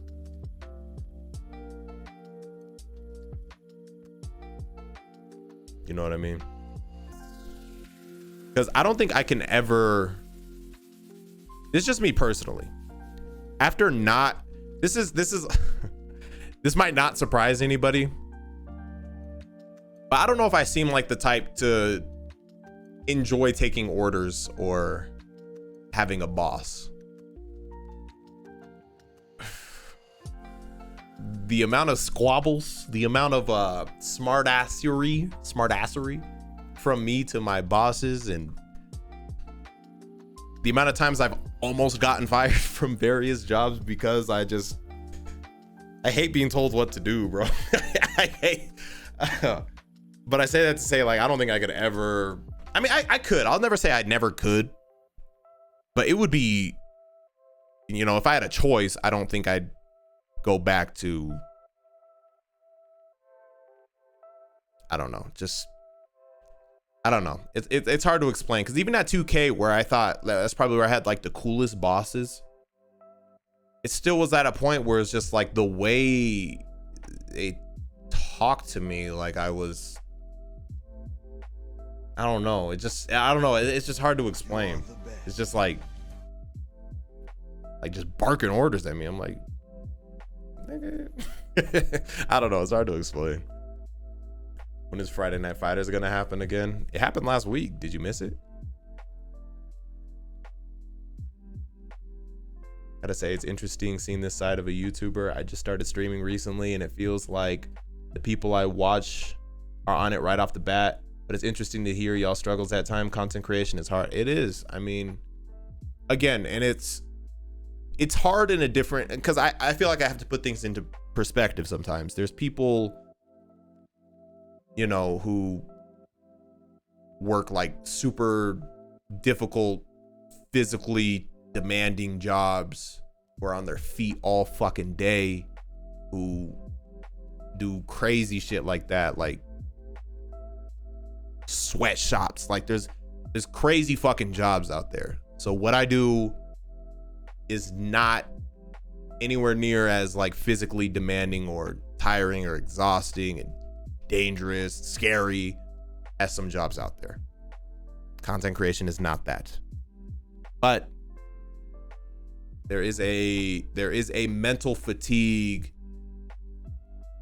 about it. Again, not to say that it's comparable to those other things. I'm blessed to do what I do. Content creators are blessed to do what they do. But it's something that I don't think a lot of people think about when they get into this shit. It just looks glamorous because you see what is presented to you. When I post a video, I record, I am a certain way, and then I end record.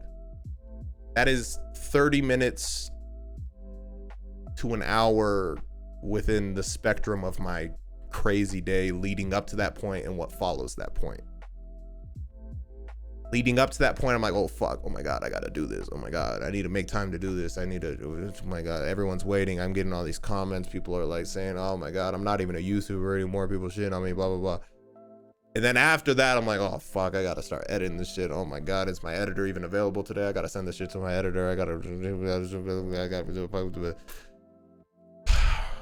oh shit, I need to make a thumbnail. It's just always something. And then you start that cycle right after that video is posted, start the cycle all over again. And not only that, like, I don't obsess over numbers like that, but I know I'm friends with a lot of YouTubers, obviously. I'm in this platform. I've been in this platform for a while. But even after that video is posted, it's just like, then it becomes, oh, fuck, the video's posted. Oh my God, nobody's watching this shit. Nobody's commenting. Why am I getting no views? Oh my God, revenue. It's just a constant mental warfare with yourself and feeling either adequate or inadequate, or feeling like you're not doing enough or you should be doing more or whatever. It's just something. It's just something all the time. But I like where I'm at mentally, like, just because, but I thank God that I fucking hated going through the anxiety and all that shit that I went through. I told you that was probably the hardest thing that I had been through. Put me in the emergency room, sent me to the hospital, fuck that, because I didn't know, like, again, if you've never experienced an anxiety attack, you just don't get it. But when your heart goes crazy and you can't stop it from going crazy and it's just getting faster and you're losing your breath and you feel like you're gonna pass out, you will feel like you're gonna fucking die. But I thank God that I went through that. I thank God for that happening, because all anxiety really is your subconscious communicating with you, telling you, take it easy, telling you to calm the fuck down, telling you to stop obsessing over this. And sometimes you don't know, like, there's times, like, if I start feeling anxiety, I'm like, okay, why do I feel like this? What's causing this? And then you have to, like, look within, look at your day to day, and like really ask yourself, what am I not liking? Am I forcing myself? Am I overexerting myself in something? And before I ever had anxiety, I never questioned that. It was just, I was like a machine. It was just, I'm awake so I can work. I'm doing this, why don't I just force myself to work? But that anxiety, that subconscious just taps you on the shoulder, sometimes a little aggressively, sometimes punches you in the chest. But it's just letting you know, like, chill. You're okay. Yeah, but you gotta relax. That's all it is. That's all it is. And once I realized that, then I stopped looking at the anxiety as an enemy, because all it is like, if you touch a stove and it's hot, you'll burn yourself. And the way that you learn not to do that again is by the pain that is inflicted on your hand or whatever you touch the stove with. It's the same concept with anxiety. If you're doing some shit that is damaging you mentally or emotionally, then your emotions or your subconscious or something is going to burn you and tell you, hey, don't do that. Calm down, relax, chill out. And that's why I say I'm happy with where I'm at now. Because even though I don't post every day, even though, you know, whatever, I just don't, I'm good. You know, like, I'm chilling. Like, I'm still posting content, but like, I play it by my schedule and it's working. It works. You motherfuckers here. Things are going well. You know what I'm saying? And it's not a flex because like I had to go through a bunch of shit and I'm not where I want to be. This is something that my pops always fucking says.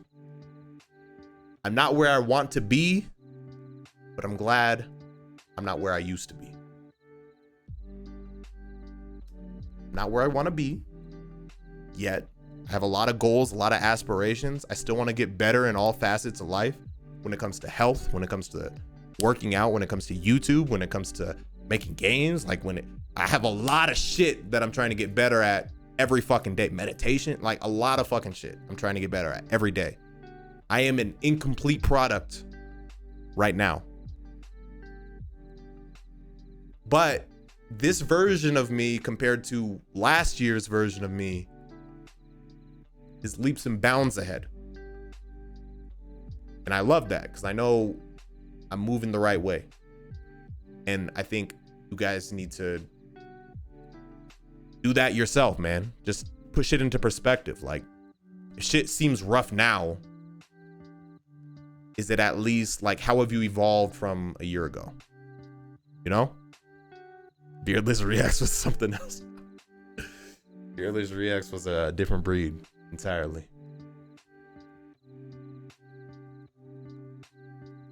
But yeah, no, I mean, because I think people just get so, like, people are so obsessive over just everything. And you're always going to be your biggest critic. You will always be your biggest critic.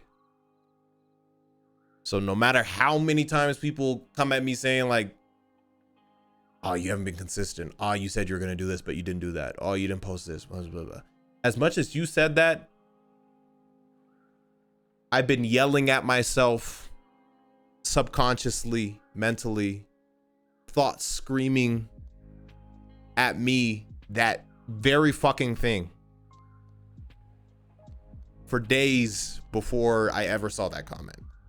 And it's the same with everyone else. You're always going to be your biggest critic, but you also have to learn to have empathy for yourself.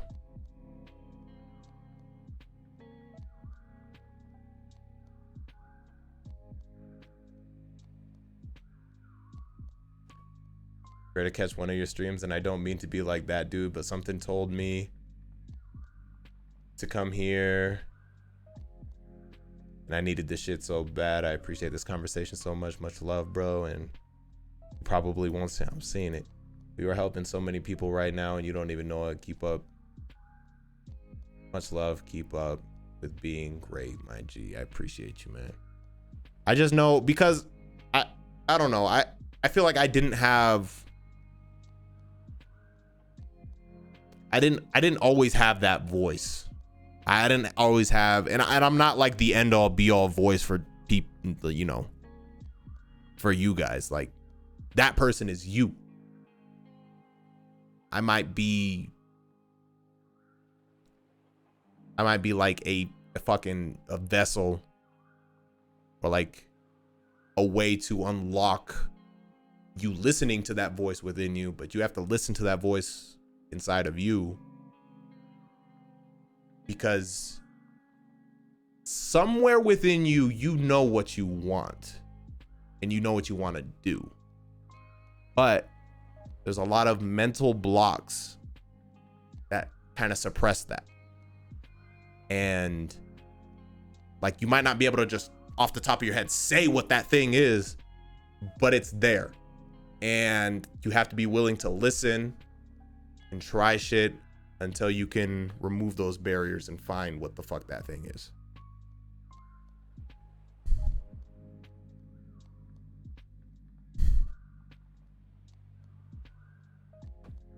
I just came from BB stream. Quit trying to make me cry.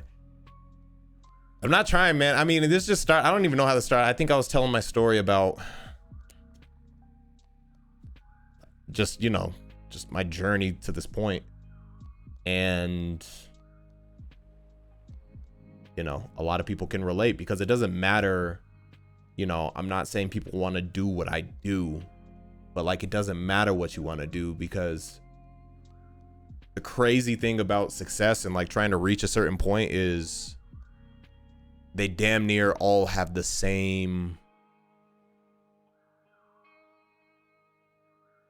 mental requirements and mental barriers that need to be broken to reach whatever those things are. It doesn't matter what that thing is. The destination is different, but the things you need to unlock within yourself are almost always the same. You're making me blush, bitch. Off topic, but whatever happened to the basketball court in your yard? I mean,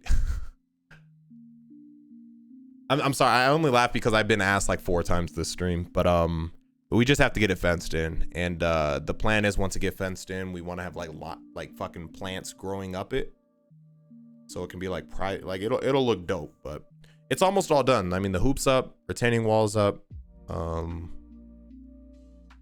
concreted, you know, all that shit. Just wait.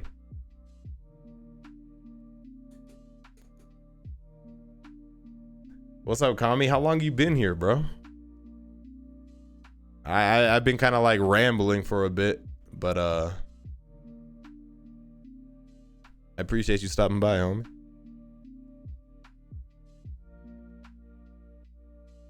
Who would have thought someone who acts goofy intentionally for others' enjoyment could have a deep background? Keep up the great content. I mean, mad long? Oh shit, you just been chilling. As soon as I finish the 10v10, oh shit.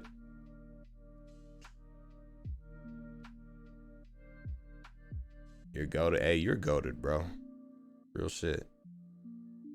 I feel like I'm getting close to graduation, and I'm scared as fuck because I don't know what I want to do. That's kind of contributed to me just struggling with getting through high school, because I never felt that feeling of wanting to get to a certain point. So I never had that pushing me personally. You are the best. So you just don't know, and that's fine.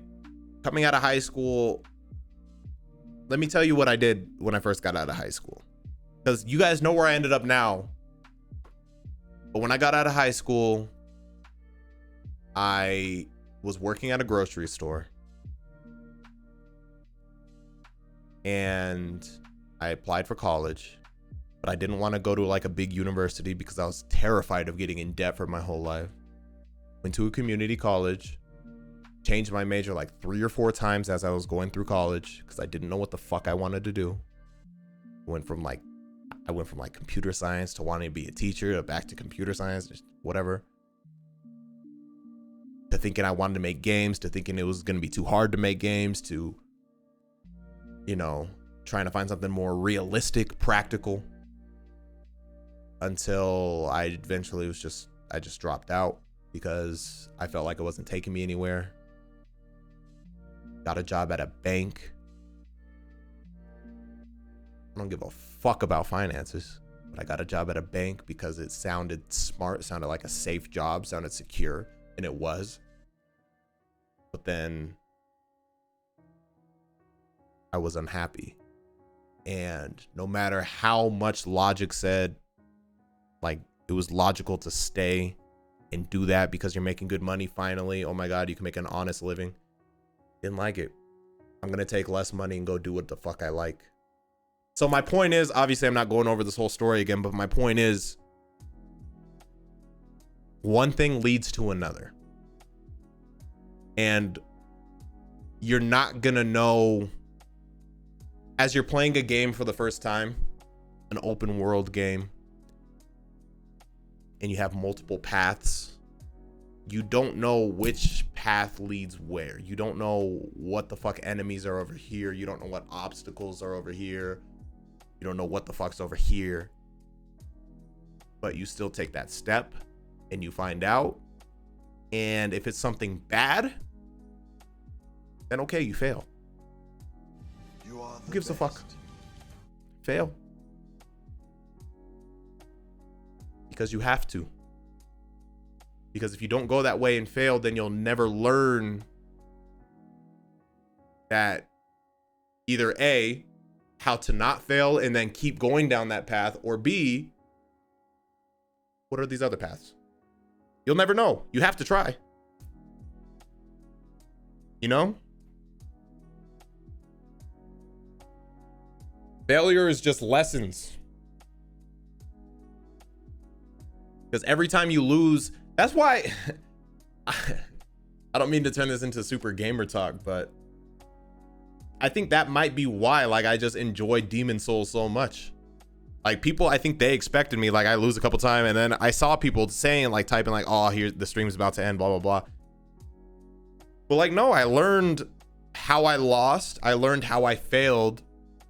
I'm going to approach the same thing, but I'm just going to do this a little different. So, like, let's say for me, let's say I do start doing this game shit, like start making games. I might post a couple games that are ass shit games, but I guarantee you I will learn why they're shit, why they didn't hit for everybody, why they flopped. That's gonna happen. I'm going to post games that do not do well. At some point, they're gonna come out. They're gonna be like, this isn't it. This isn't it, chief. This is ass. I'm the type to, if I see a wall, if I hit it and it doesn't break the first time, I will squint as hard as I can to see a crack. And once I see the crack, eventually I'm gonna fucking get through that wall.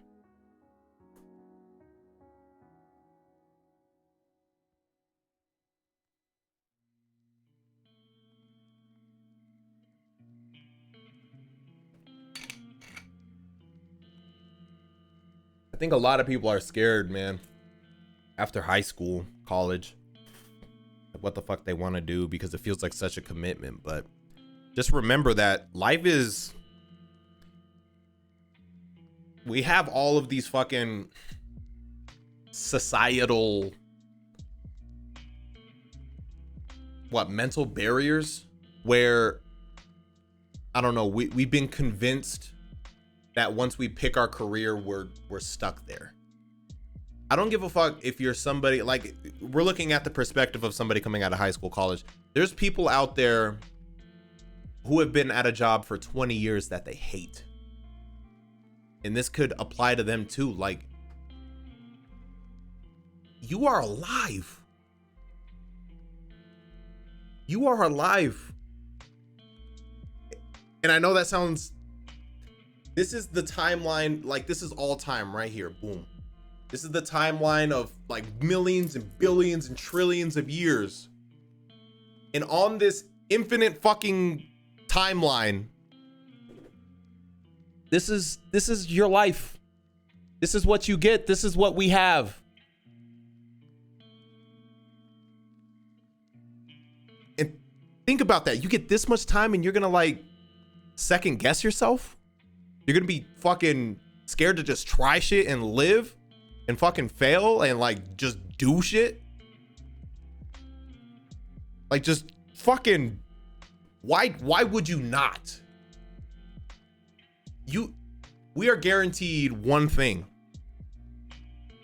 I don't care what religion you follow, what your beliefs of the afterlife are.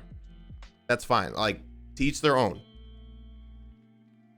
But what we're all guaranteed, what we can all agree on, what all religions agree on, is that we're here now. So regardless of what happens afterward, or regardless of what happened before, we're here right now. So why would you not live this shit to the fullest? And like, you know, think about that shit. Like, you're here right now.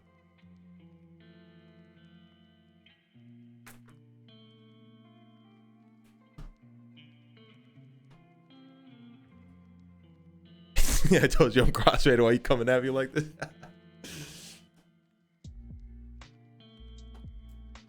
Just needs to be talked about sometimes, man. Because I had to remind myself of that too, man. When I just packed up my shit, left home, and like, it's not like I left my parents' house when, you know, I left my parents' house and then I lived like up the street, or I lived like a few blocks away, and then, you know, I could come back if shit hit the fan. No, I left my parents' house and went to a completely different state, city, where I knew nobody.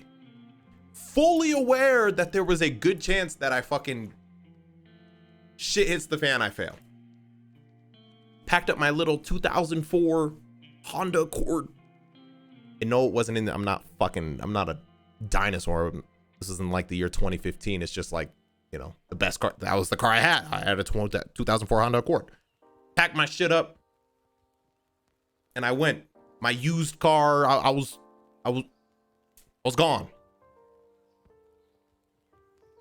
Because you got to take these leaps, man. You might fail. So don't be like, oh, I failed. He told me to do it. Failing is the beauty of it, because it makes the success that much more gratifying. If you fail and then you stay down and go find, you know, go back to that shit that you hated, that's when you've really failed. But if you fail and then you learn why you failed, and then you apply the knowledge that you gained from that failure,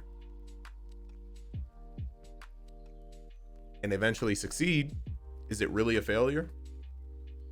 Or was it just a road bump to teach you how to succeed?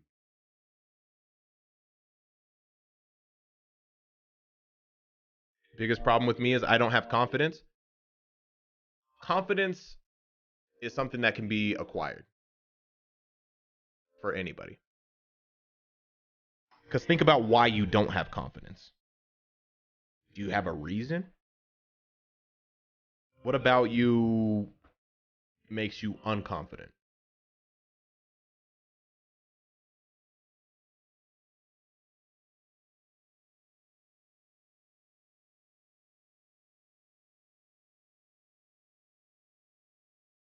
Hey, Narf, that's really dope to hear, man. Yeah, I mean, it could be something as big as like a career choice, or a fucking, you know, what school you want to go to. It could be something big like that, but it could also just be something like, ask her out, bro. Or for the ladies in chat, Talk to him. What's the worst that could happen? No? Okay, now you know. Okay, who gives a fuck? You got one life to live, man. This is all we're guaranteed. There could be an afterlife. There could be. I'm not sharing religious beliefs. I'm not saying any of that, but like there could be. There could be something before, there could be something after. But all of that is stuff it's all hypotheticals. For some people they think is guaranteed. That's fine. But what we are absolutely guaranteed is that we're here right now. We're here right now. Guaranteed. We're right here. So capitalize on the shit. My lack of confidence comes from my fear of failure, so become friends with failure. Keep trying shit, keep failing, and don't get down on yourself when you do fail, because just instead look at it differently. Don't observe your failure as I lost, no. Observe it as, why? What did I do? How can I get better? What can I fix? And even if it takes you failing 100 times, eventually you will find out what to do to succeed.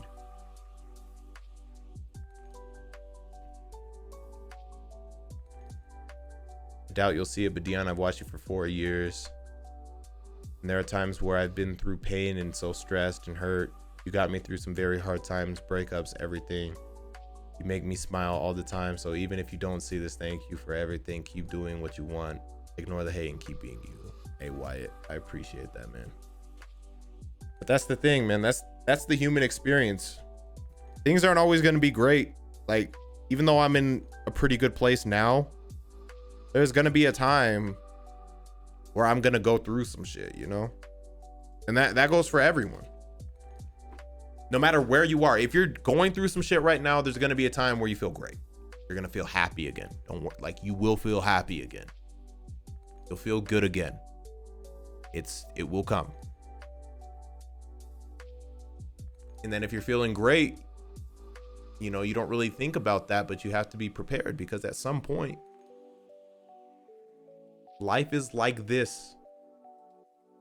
That's the beauty of life. It would be boring if it was just always like this.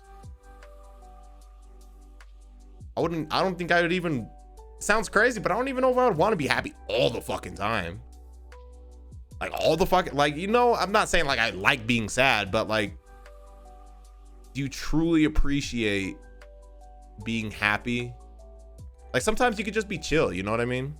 But like happy is it's like a dopamine feeling. Like you get like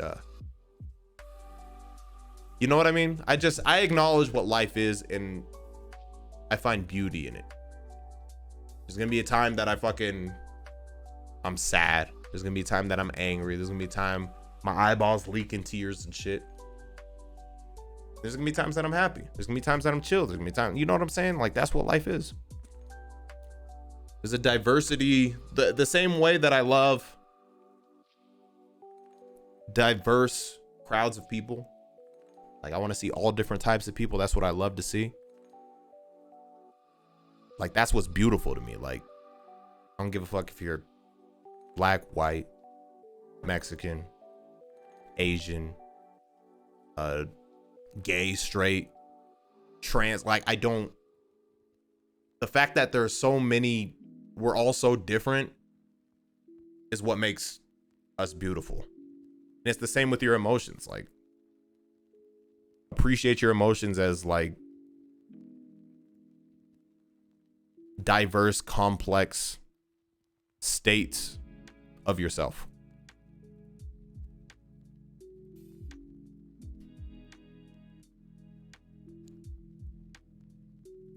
Failure brings anxiety when it should bring confidence, because now you can come back better than before, make simple goals, become a better man or woman than you were yesterday. That's what my father always told me. For example, I sucked at Dragon Ball Xenoverse 2. I'm not laughing at what you're saying. It's just I wasn't expecting you to tie Xenoverse 2 in, but anything could apply, whether it's like a game, big life moment, it could be anything. I sucked at Xenoverse 2, but I used my losses as a learning experience, and now I'm better than I was before I became better than I was yesterday. That's what separates the losses from the lessons. Spitting. Yeah, you definitely just caught me off guard with the Xenoverse 2 thing. But, I mean, it applies to anything. 2 years ago, my father passed away. I love that man to death. And he just lost his life out of nowhere. You truly never get over it, you know. But back then, I thought I would never get through it. Hell, I contemplated even taking my own life. Never got to it, just intrusive thoughts. But now 2 years later, I'm the happiest I've been in years. There's always a rough patch, but you'll get through it. Exactly. Exactly. I mean, I'm sorry you went through that, but again, I think going through what you went through, like, I know this is a touchy topic, but you wouldn't be who you are today without the good and the bad things that happened to you in your past. Whether you think you would be a better person today if those things didn't happen, or a worse person, or the same person, our experiences, like you just shared something that you got through that you have no idea. Like somebody in chat, even if they're not typing shit, they read what you wrote, and that could be something that helps them get through something, you know? So obviously you don't want what happened to happen. No one does. But all of our experiences, I'm not saying I believe in destiny and all that, but all of our experiences can be turned into something positive for either ourselves or someone else. And you use those experiences to make you better, stronger. Hello from Japan. Hello, Andrew. Not to be corny, but I've been a fan since 2016, and your content really inspires me to do what I want to do. It makes me happy. You are truly my favorite content creator and continue to inspire me every day. Story about your come up really resonated with me because I just graduated a month ago, but I don't know what to do in college, so I'm taking a year off and taking things slow for now.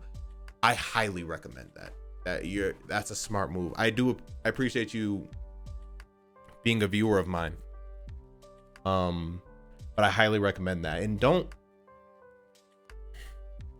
when you take a year off of college, just try shit. I don't care what it is. Take a cooking class. Just do a lot of shit, you know, sign up for like random fucking athletic, you know, whatever the fuck you're into or think you might be into or haven't tried, but like have been curious about, try those things. Because that's the only way you'll find what you're really passionate about.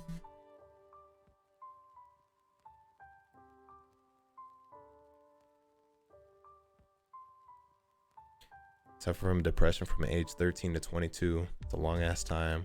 Thought I would never get out of it, but I did. Would have never believed anyone if they told me I would get through it. I was struggling like crazy. I felt the same thing when I didn't go through it for that long, but that is a long time, and I'm genuinely I'm really happy to hear that, like real shit, because that's a long time. But it was the same, it was a brief stint, but it felt like an eternity of just anxiety, because anxiety is like a aggressive.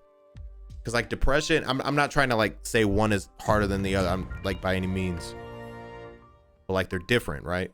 Like depression is more like subtle every day. You just don't feel good. You feel inadequate. You feel like you're not doing enough. You feel like, what's the point? Wildman, Bear, Beanie, I appreciate all the gifted subs. I appreciate the love. Thank you. Thank you so much. But anxiety is like this aggressive thing you're genuinely scared of. It's almost like you have something within you that you just can't control and you just don't know what to do. I felt that like almost every day for like a long fucking time. Again, sent me to the ER. And I got to a point where I didn't think I would ever be normal again. Like it was so weird, man. It's still a trip to even think about. But Nova, I mean, the fact that you got through it, think about what you do now. Like, would you, when you're going through it, it's horrible. When I'm going through anxiety, it's horrible. But once you get to the other side and you're able to share your experiences, and especially with you, you know, you're a content creator now, you stream, you have a lot of people who listen to you, and you're able to take those experiences that you went through and help other people. So if you didn't go through that, can you really relate to people who are going through that now? I had to go through like all this anxiety, all this bullshit. Like, I'm not having this conversation with you guys if I didn't go through any of that shit. This stream's not happening if I didn't go through any of that shit. You would just see a random Dragon Ball video and, you know, we're not talking about this. And maybe that's what some people would want, but there's a lot of other people who resonate a lot more with these experiences more than laughing at a random little video.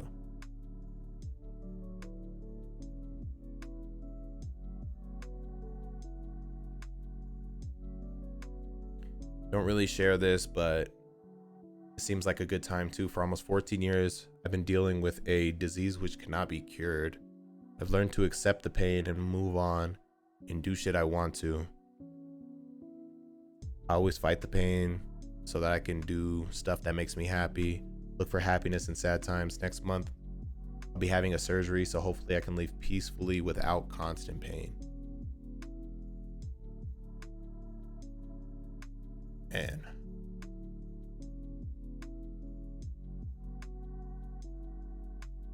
I mean, is the surgery, I mean,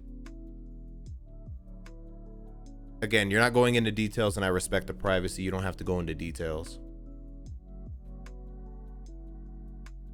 But like, is this supposed to, you said the disease can't be cured, so this won't get rid of that? Again, you don't have to go into details, but I just want you to know you got all the love in the world over here. Got all the love in the world over here. And this is just another thing for you to get through. You've gone 14 years with this shit. Gone 14 years with this shit.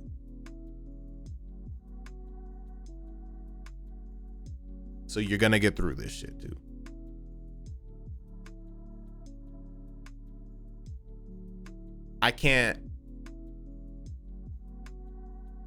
I've gone through, you know, my fair share of shit in my life too. Everyone has their journey, their experiences. But I can't, you know, I don't know what that specific, you know, that pain is like. But surgery is just a step in the right direction, so it'll kind of like ease the pain or neutralize the pain. So you'll have the disease itself, but it'll neutralize the pain. I just want to make sure I understand the situation before I, you know, say anything ignorant or anything like that.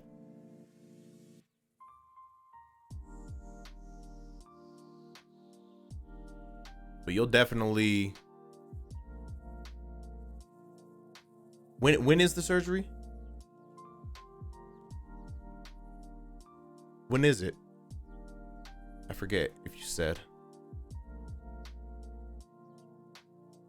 Just don't view it as, just know that it's something that it's gonna happen and it's gonna make you feel better. Because I know leading up to this, you're probably gonna deal with crazy anxiety and it's gonna be nerve-wracking leading up to it. I don't know if you've had a surgery before, but just approach it as you would anything else and look at things from the grand scale. July 23rd. Look at things from a bird's eye view. If your life is a timeline, you've had all these bumps, some straight paths, some bumps. This is going to be a bump, but then just keeps going. So your life is just, and then you're going to go through a bump. And then who knows? After this bump, because again, the bump is like you being It's like the mental fatigue, like you being like freaking out about something. Like, oh my, it's like your mental state. It's like it's low, it's high, it's low, it's high. But maybe after this bump for the surgery, shit gets had 5 surgery. Okay, so this ain't this ain't shit. Got used to it. You're undefeated, bro. You got this, man. For sure. But definitely keep me posted. Keep us posted in our little community here when that shit happens, or when it's about to happen and stuff like that. But we got you.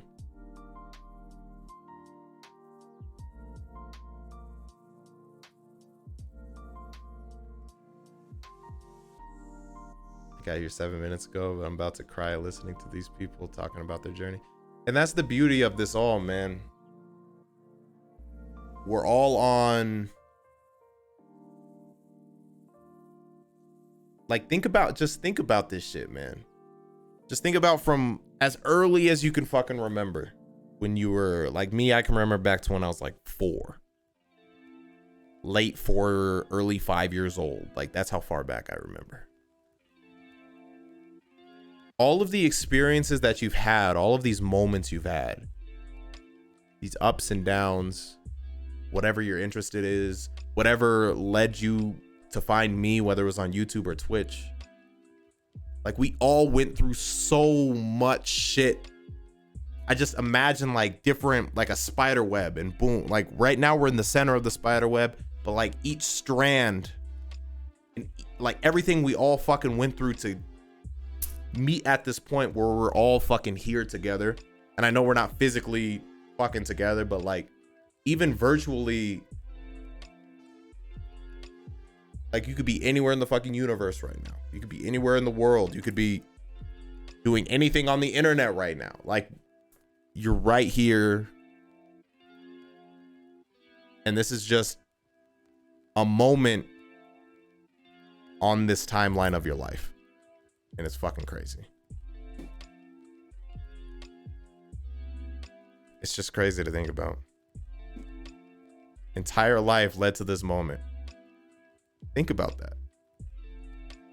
And at some point, this is just going to be a memory. For some of you, you might even forget it.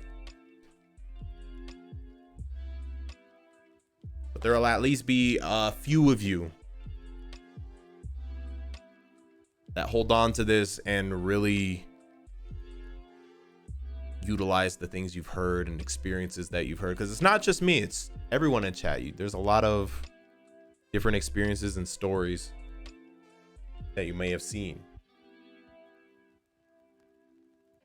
But utilizing the experiences of other people, my own experiences and the other experiences people are having in chat, can either directly or indirectly affect your life experience. Because you can take what you've heard, then the next time you're about to make that big decision or a decision, you can touch back on this and get through it.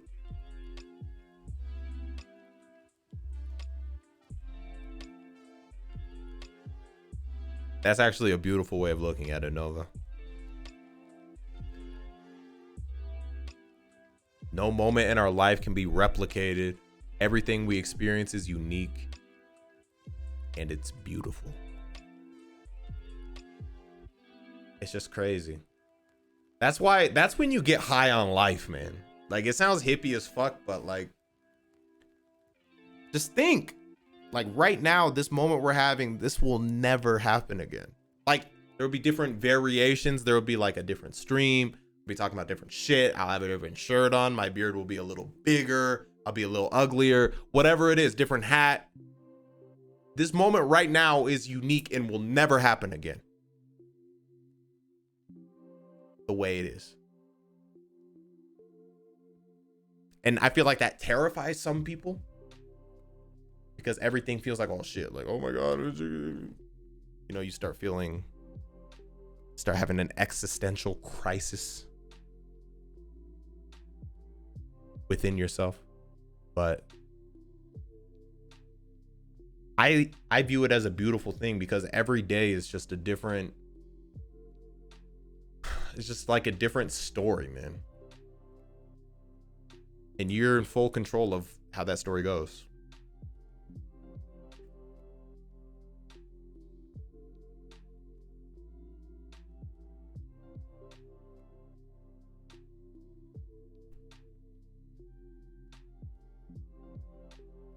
My first memory is my parents giving me a small birthday cake when I turned 3. We immigrated to Houston and lived here illegally in hopes for a better life. We shared a bed with no frame, but one thing we did have was a small TV with the PS1 with Crash Bandicoot. Looking back on it, that's the nicest thing my parents could have done for me. It kept me distracted from seeing the ugliness of the apartment. Even though I love that place. Man. That's crazy, man. That's beautiful too. Because it's like from the outside looking in, like if somebody just like bird's eye view or was a fly on the wall in your situation, they would be like, oh my God, like they going through it. But for you in that moment, you were like, this is it. You know what I mean? Like, this is dope. Like, I love this. And you can apply that to anything in your life, man. No matter how bad you may think it is, you can find beauty in it. Different variations, but never the same. That's why we should love the now. Don't dwell on the past. Enjoy the current unique moments and look forward to many more unique moments we will experience. And that's crazy. The enjoy the now part, because I've seen it said before, but technically the past and the future, do they really exist? Just think about it. Like right now we're in the present. This is what's happening. I guess the past, like it exists. Okay, let me rephrase that. I'm sorry. Because the past exists, it causes the current. The future does not exist. But do they matter? Obviously, you can learn from the past, but why would you dwell on it? Oh, why are pine cones all right? Oh shit, I missed all that. My bad. We talking deep and shit. Hey, BB's birthday.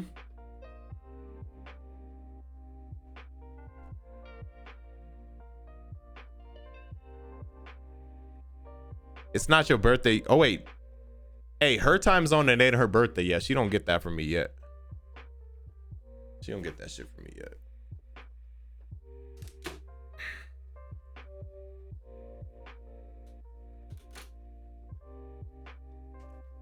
Her time zone, it is 11:10, so I don't know why she's getting a birthday message from y'all. Shit. I appreciate the raid though. I'm sorry, I was like off on a tangent with we've been talking some deep talk this whole time about taking leaps, taking risks, not being afraid to fail,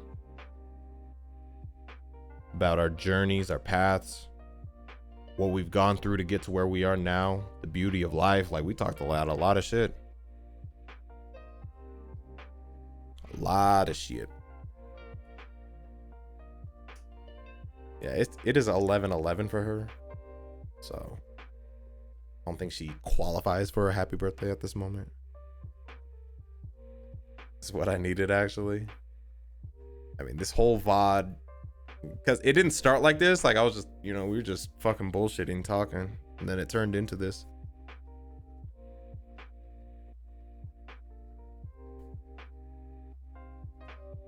How can I not be afraid of failure? Again, you just have to. You have to alter your perspective or your view of what failure is. Because once you get to a point where it depends, like, what are you failing doing? If I really want to, again, become a game dev, or just to keep it more simple, if I really wanted to be an NBA basketball player, you think I'm gonna make every shot I take? If I miss a shot, I failed technically, right?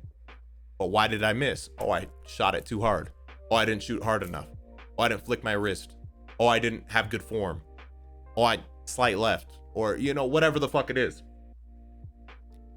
But you learn. Apply that to literally anything. If you're pursuing something you want to do, you're passionate about, even if you're not passionate about it, because your whole life you're going to be searching for that thing until you find it, obviously. Because even if sometimes you'll find it and then we're not the same person that we were 10 years ago. So even if I find something that I love now, or you find something that you love now, 10 years from now, you're a different person than you were 10 years ago. Everyone's constantly changing. So you might not be passionate about that thing anymore, but that's the beauty of life, because there's so many different paths that you have along the way. Like, you don't reach a final destination and then you're just boom, pump the brakes, you're done. The search is damn near constant. And some people hate that. It terrifies them. It gives them anxiety. It's just fucking stress. But you have to, again, you have to shift your perspective in the way that you view things to truly find like joy in just your day to day, regardless of what you're doing. Because if, again, you have to look at everything as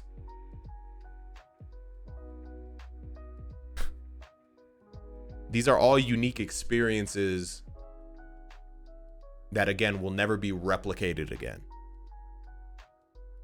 And you have this small little chunk of time. This is your whole life in the grand scheme of existence. You have this much time. So why the fuck are you gonna dwell about something when you can just take that leap and do what you're passionate about?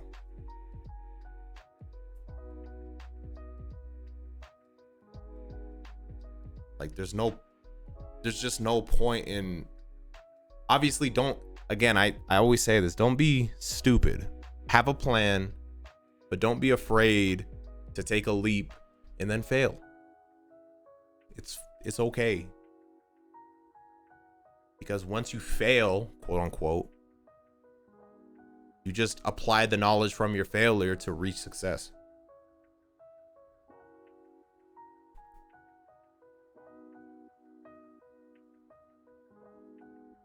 If life's hitting you hard, what do you think is the best solution? You'd need more context, but you'd have to find what about life is hitting you hard? Are you emotionally fatigued? Are you like dealing with anxiety? Like how is life hitting you hard? I would need more context on that question. Be talking like Itachi. My grandpa is dying right now of dementia and diabetes. He is already forgetting to eat and to pay his bills. He's also hallucinating that one of his sons is living with him. Can you pray for him? I will definitely have him in my prayers and hope for the best. But just make sure the most important thing you can do is just continue loving him. And again, sometimes you have to separate yourself from who you are and look at things from a different lens. And just see the bird's eye view, have a bigger perspective on things, and just know that regardless of whether this is something he just gets through and keeps going, like regardless of what happens, that just know that the most important thing you can do is just, continue loving him. And that's the most important thing that you can do for him.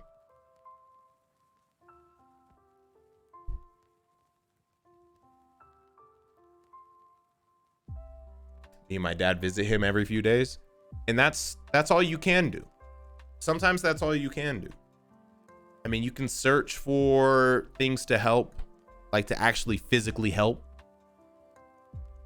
But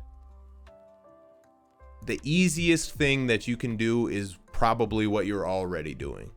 So don't dwell on it, because life does whatever the fuck it wants. What I mean by life is we have a lot less control about certain things than we think we have. We can't control everything. We can control a lot.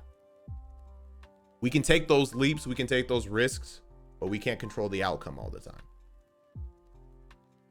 So just do what you can control and then just be content with that. Because if you dwell on something that you can't control, then you're gonna drive yourself insane.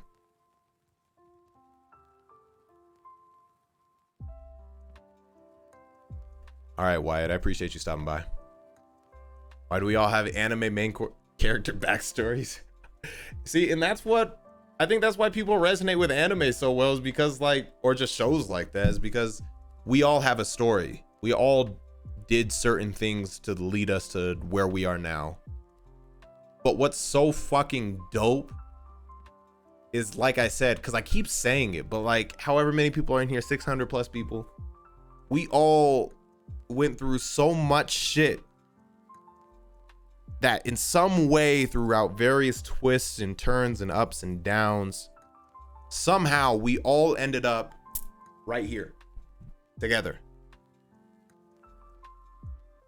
Just like in a fucking anime, you see their backstories, all the shit they had to go through. They had to go here, boom, boom, boom. Certain circumstances had to occur for them to be right here. And because you guys are here, because you went through some of the horrible shit that, again, from your perspective, you probably think is a horrible situation you had to go through. Because you went through that, you're able to share this and help other people get through whatever it is they're going through. Which is crazy. The game Life is Strange really pushed me to acknowledge and embrace the butterfly effect. Everything we do takes us somewhere. Exactly. Exactly. I feel that All My Life is definitely a fucking movie, but it's honestly such a great tool to help bring people up. Exactly. If you didn't go through, because again, I can relate with going through something, and then while you're going through it, it's excruciating. You hate it.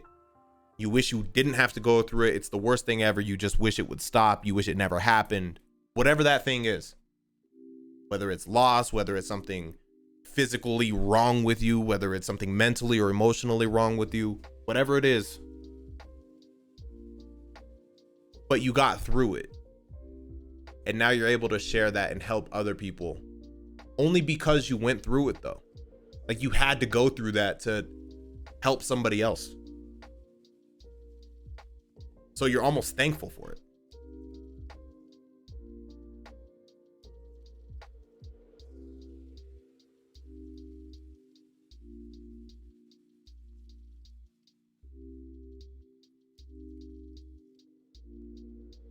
Talk about the butterfly effect and how that can relate to life. I mean, the butterfly effect as a concept is just a small action that occurs can have tremendous results. The reason why it's called the butterfly effect is the actions of a butterfly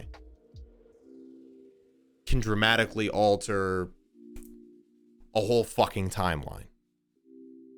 That's where it comes from. And it doesn't seem possible, but the whole premise is every little thing you do, every little thing you go through can drastically affect things. Maybe it doesn't feel like it drastically affects things in your day-to-day life, but you have no idea who you are affecting.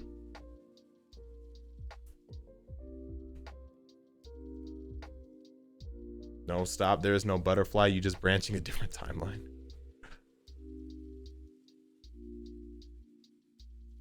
I appreciate all you guys, man. Real shit. Real shit. And hearing all of your stories, because the reason why it hits different for me sometimes is because I don't know, maybe I'm the only one guilty. I don't want to like lump every streamer or content creator into the same boat, but hearing all of you guys' experiences just reminds me, because sometimes like as a streamer, it's like second nature to, you know, I'm streaming, I'm doing whatever, I'm playing a game, I look up, I see how many viewers there are, and then boom, I look back. But I don't acknowledge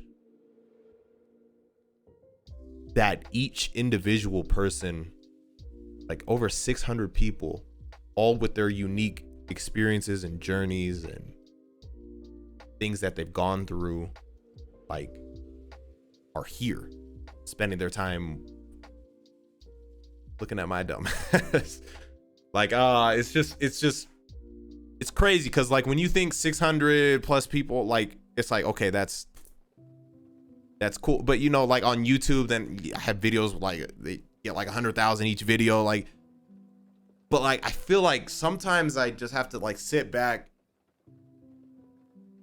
like that is so many fucking people, because even just one person by themselves watching, like what, because you have to put into perspective what one person is, like what we've just talked about. I'm one person, I'm one, and then everyone with your experiences, all the shit that you've gone through, like it just it completely changes how I perceive one person, because one person is tremendous. One person with all the complexities, all of the different emotional states, all the things that they've gone through is watching, like, you know what, like that's fucking crazy. And there's over 600 of you motherfucker, like what? And it's just crazy to just, I don't know. Like I genuinely appreciate every, like obviously I can't go name to name, bar for bar for every single one of you, but like if you're a smaller streamer and you get like one fucking viewer, like think about that. I don't give a, like, I know the number one we've been taught, like it's a small number. It is a small in retrospect to, you know, compared to other fucking numbers, but it's not just the number one. It is another human being who's fucking, like, you know what I mean? Like really think about that. I don't know. You have to put that shit into perspective sometimes, man. I genuinely appreciate all you guys, man. I don't know how else to fucking say it.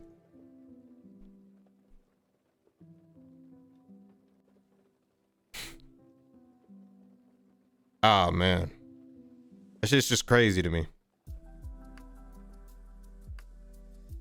Like people take time out of their day to look at my stupid ass, or just wait for me to post shit on YouTube. It's just fucking crazy.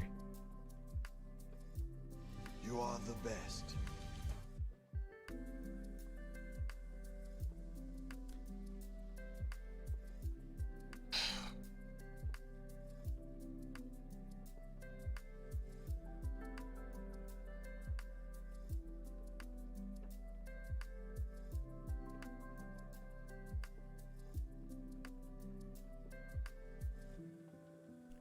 Lately, I've done some bad decisions in my life and it affected me so badly, but I always try not to think that if I got the opportunity to go back in life, I wouldn't change the bad thing that I've done. Is that a good mentality or something stupid of me? I think it's overall, it's a good mentality, because if you dwell on things that you can't change, then what are you doing to yourself? You're just gonna drive yourself crazy. You know, you have to control what you can control, and then if you're not going to be able to go back and change it, right? So if you know it was a bad decision, you've acknowledged it's a bad decision, then again, that's your quote unquote failure that you can take and learn from.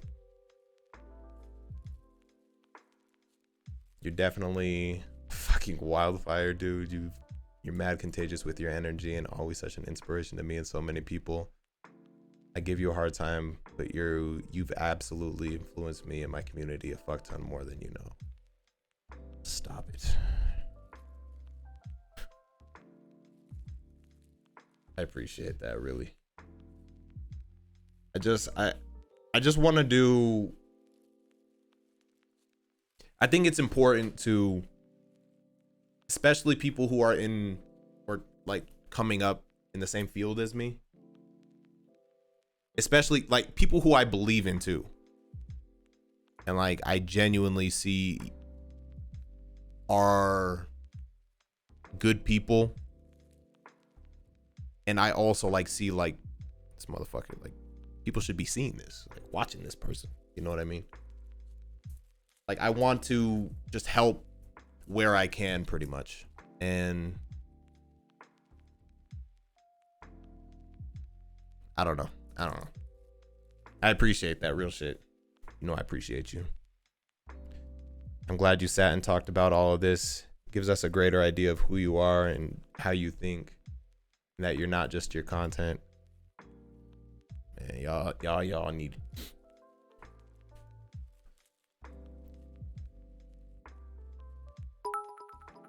And what's crazy is, man, just like the people that I've connected with.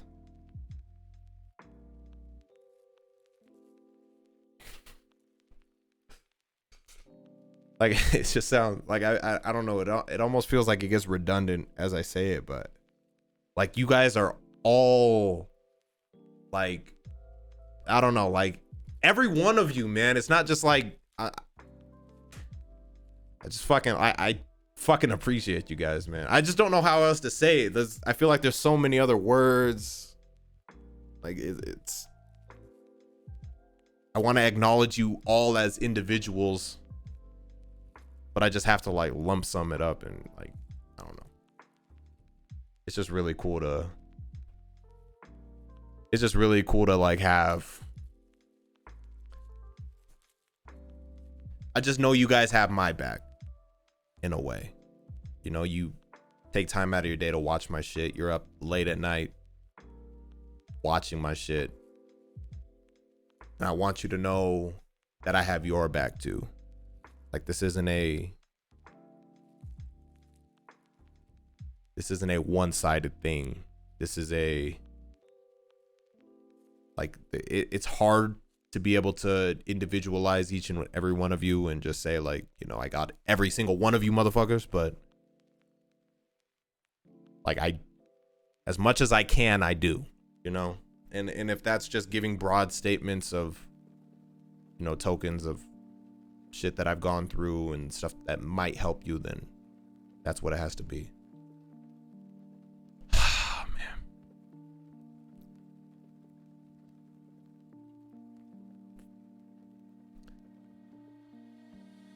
Like I appreciate all the people I've met doing what I do. Like Nova, BB, fucking Yetzel. Like some people I've never even met in person. Like most of you guys I haven't met in person. What the fuck I'm talking about? Some people I haven't even like seen. Like I don't know what you motherfuckers look like, but like I've seen enough from what you've said or like your character. And regardless of whatever mistakes you may have made in your past or things that you might be hard on yourself about, like we're all fucking like here together, you know what it's just really weird. It's surreal to think about, like when you really think about it, because I know it's like you click any other streamer, you know, it's a bunch of people typing, okay, we're all here too. I get it. Like when you really sit back and like, especially when you're talking like this, it's just fucking crazy.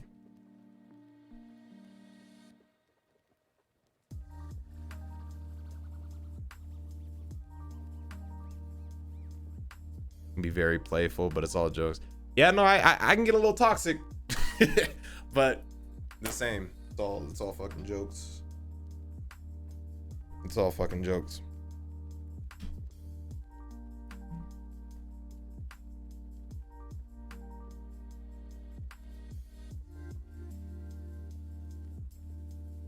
Glad Dino introduced you to the world. I mean,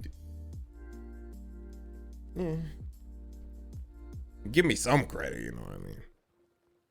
He did do the he did react to one of my pranks, but I did have viewers before that. It's not like I had 0 viewers and motherfuckers watching. I was like, come on now, give me some more credit. This motherfucker didn't put me on game.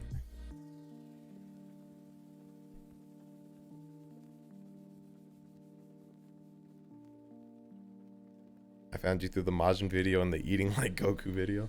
Because even before that, like, another thing people don't realize, I didn't really mention this in my little journey or story, but BB knows, and a lot of you guys know about this. You just touched on it. You just touched on this. Yeah, I did YouTube for so many years without getting paid a dime just because I was passionate about making videos, and I made AMVs on my X Elite Vegeta X channel. Like, real shit. And I built like over 20,000 subscribers over there. And again, wasn't getting paid a dime. Like, you have to start with the right intentions. If you go into it saying like, okay, I'm going into this, I'm about to start making money, I'm not saying you will fail, like it won't work, but you're not in it for the right reason. Like, I did YouTube for so many fucking years just because I was passionate about making something really fucking cool, and I wanted to see how people reacted to it with comments and shit.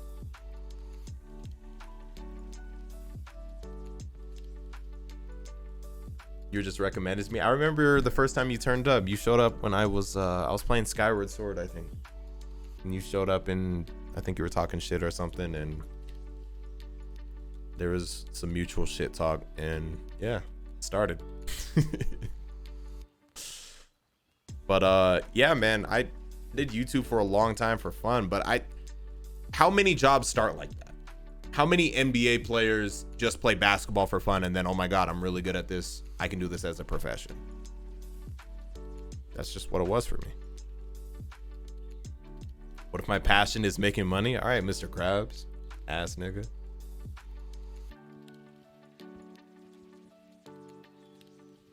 To observational reaction television, fuck off. How long did it take before you started seeing income from it? So I never saw income from the AMVs. So I did AMVs. I made AMVs from the year 2006, not all on one channel. The X Elite Vegeta channel started in 2009, I think. But I made AMVs from the year 2006 till the year 2014, I think, or 15. Probably 15. All for fun. All for fun. And then when I started my Seereax channel in 2000, well, I started using it consistently in the year 2016. So I had the channel made in like 2012, but I didn't really start using it like the way that I use it now until 2016. I don't think I started seeing income. It was like a year later that I started seeing like notable-ish income. A year and a half or 2. But again, I had a head start because on my AMV channel, I definitely plugged my new channel. I was like, hey, go over here. Obviously it didn't translate super well, but I had a nice, decent starter pack. That shit's gonna stick. Let's make it stick. SpongeBob Without You duet rhyme AMV. That wasn't an AMV. That was just us being dumbasses. I'm just tall and slim. What does that have to do with anything? Oh, you talking about going to the gym and shit? You gotta start somewhere, man. There's a lot of people who would kill to start being tall and slim. Like, that's your starting point. You know what I mean?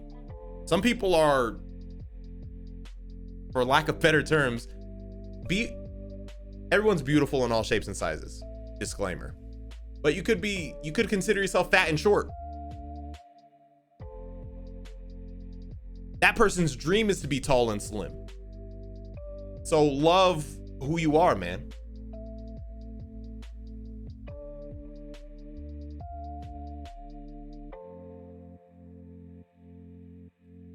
You got something against short? No, I'm saying the guy said that he was self-conscious because he was tall and slim and he needs to go to the gym, like he's trying to put weight on. But I'm saying, like, from the perspective of somebody who sees themselves, again, in their own eyes as like short and out of shape, then you're a fucking gold standard, you know?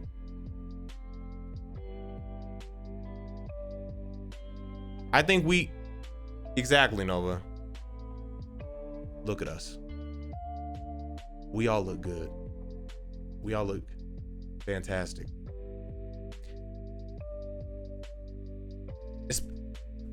I think we should talk about physical appearance as well. I don't know if this is everyone, but I feel like everyone, or at least everyone's at least felt some level of self-consciousness about their physical appearance. Even me. I say that because I say even me, not like, oh, I'm so confident now. I say that because, like, I present myself in front of thousands of people as a fucking career. So, like, I think some people might think, like, okay, this guy probably thinks he, you know what I'm saying? But no, like, now I don't give a fuck. Like, if somebody wanna, you know, your nose is stupid, you have bushy eyebrows, your face is dumb, I'll take it. I don't give a fuck. But I'm saying I used to give a fuck. I think everyone had an arc where they really gave a fuck. And when I was a kid, let me tell you, I still got a big ass head, but like when I was a kid and I didn't grow into this motherfucker yet, they tried to bully me, but like I would roast back. So it was like, I don't want to say I was bullied because like I always like fought back. You know what I mean? So it's weird. But like when I was a kid, like I would get like motherfuckers would always come at me sideways, bro.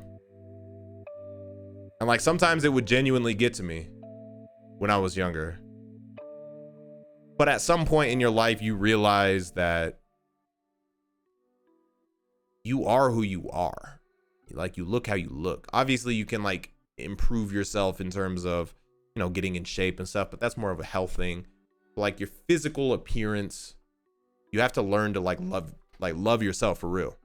Like it's not, again, as corny, it sounds corny just because it sounds cliche, but like you just have to be content with yourself. It's easier said than done, but it can be done. We the same breed? Oh, you big head too?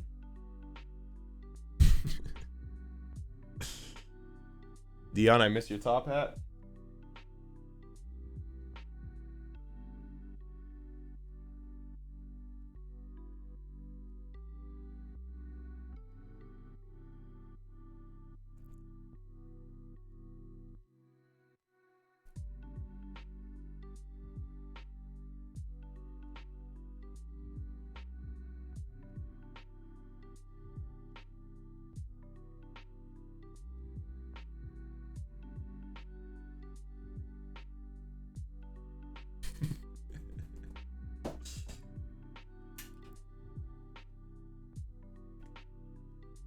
Man, the beauty of, man, I'm just crazy how things come full circle, man. I used to get in trouble because I never shut the fuck up. I used to get in trouble because I never shut the fuck up. And now I get paid to never shut the fuck up. I used to get in trouble for games like Yu-Gi-Oh and shit. I just had a sponsorship by Konami for Yu-Gi-Oh Duel Links. I used to get in trouble for talking about Dragon Ball Z. I play Dragon Ball Z video game. It's just crazy, bro. To get in trouble for playing video games instead of whatever the fuck I was supposed to be doing. I play video. It's just like, I don't know. It's just kind of hitting me. It's just like these niggas was really on me and I was out here creating a career. Don't do that. You should stop making those AMVs. Stop. And then I'm like literally teaching myself how to edit videos. Crazy.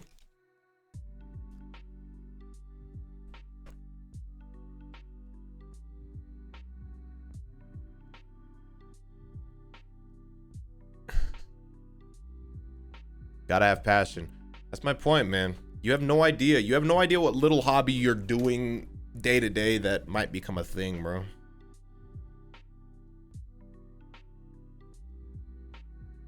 Now you're holding the Mechian? Why? Say it. You got winning the finals? Depends on who makes it. I guess, again, I said if the Bucks and the Suns get there, I'll lean towards... Yawn. If the Bucks and the Suns get there, then I would lean towards the Bucks, but I want the Suns to win. But I think it'll be one of those two.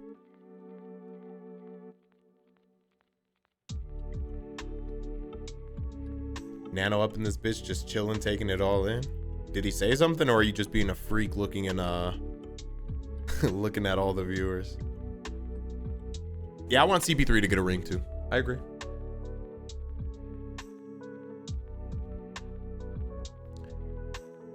But hey, man, I don't want to be up all fucking night. This has been chill.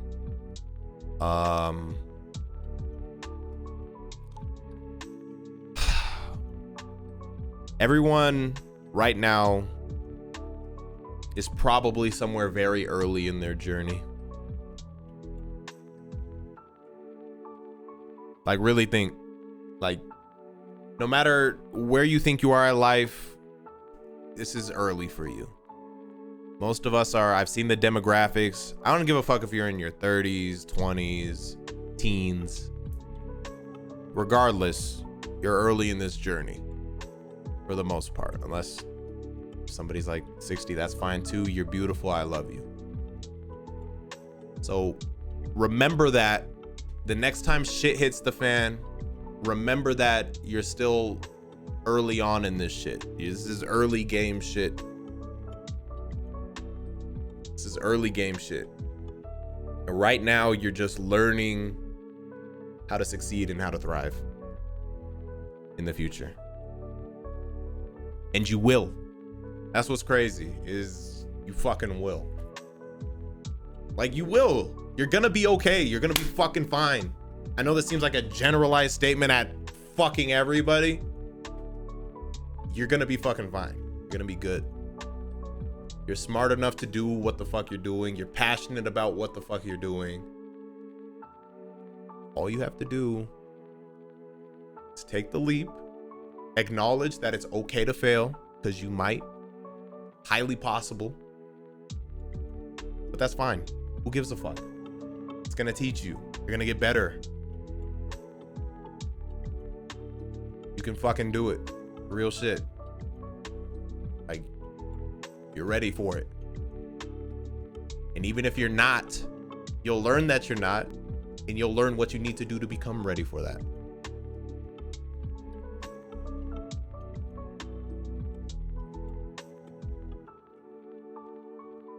Love yourself and continue doing what the fuck you love to do. If you don't know what the fuck you love to do, keep trying shit, because that's what life is. It's just a series of trying shit, finding something you love. But you can't find that thing you love if you don't try. Try a bunch of shit, man.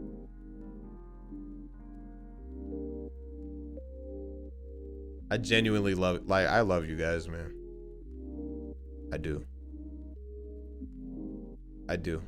And like, I got your back. I know you got my back, and I appreciate that.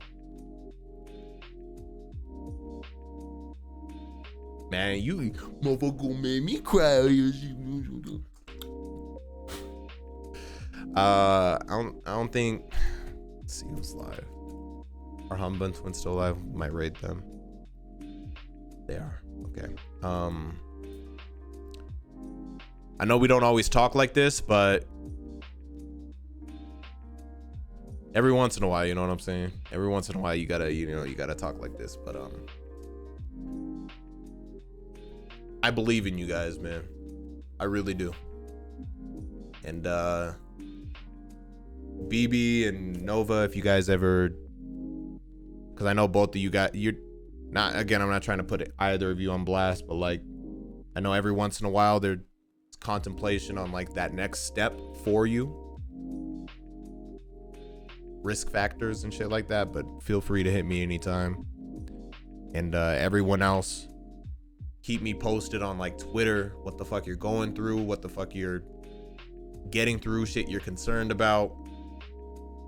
And share some W's with me too, you know. If you get through something, you graduate, you fucking get that job, even if you failed at something, get excited about that shit. Like, oh my God, I fucking failed, but look what I learned from this shit. You know what I mean? Yeah. I love you guys, man.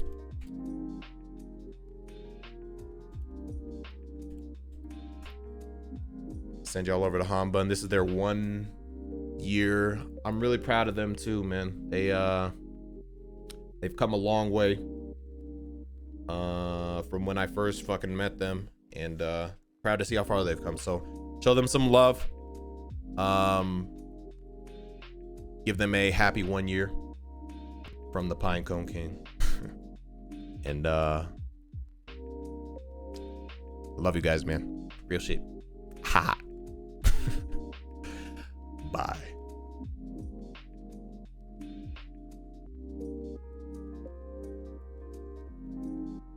You responded fast. Hold on.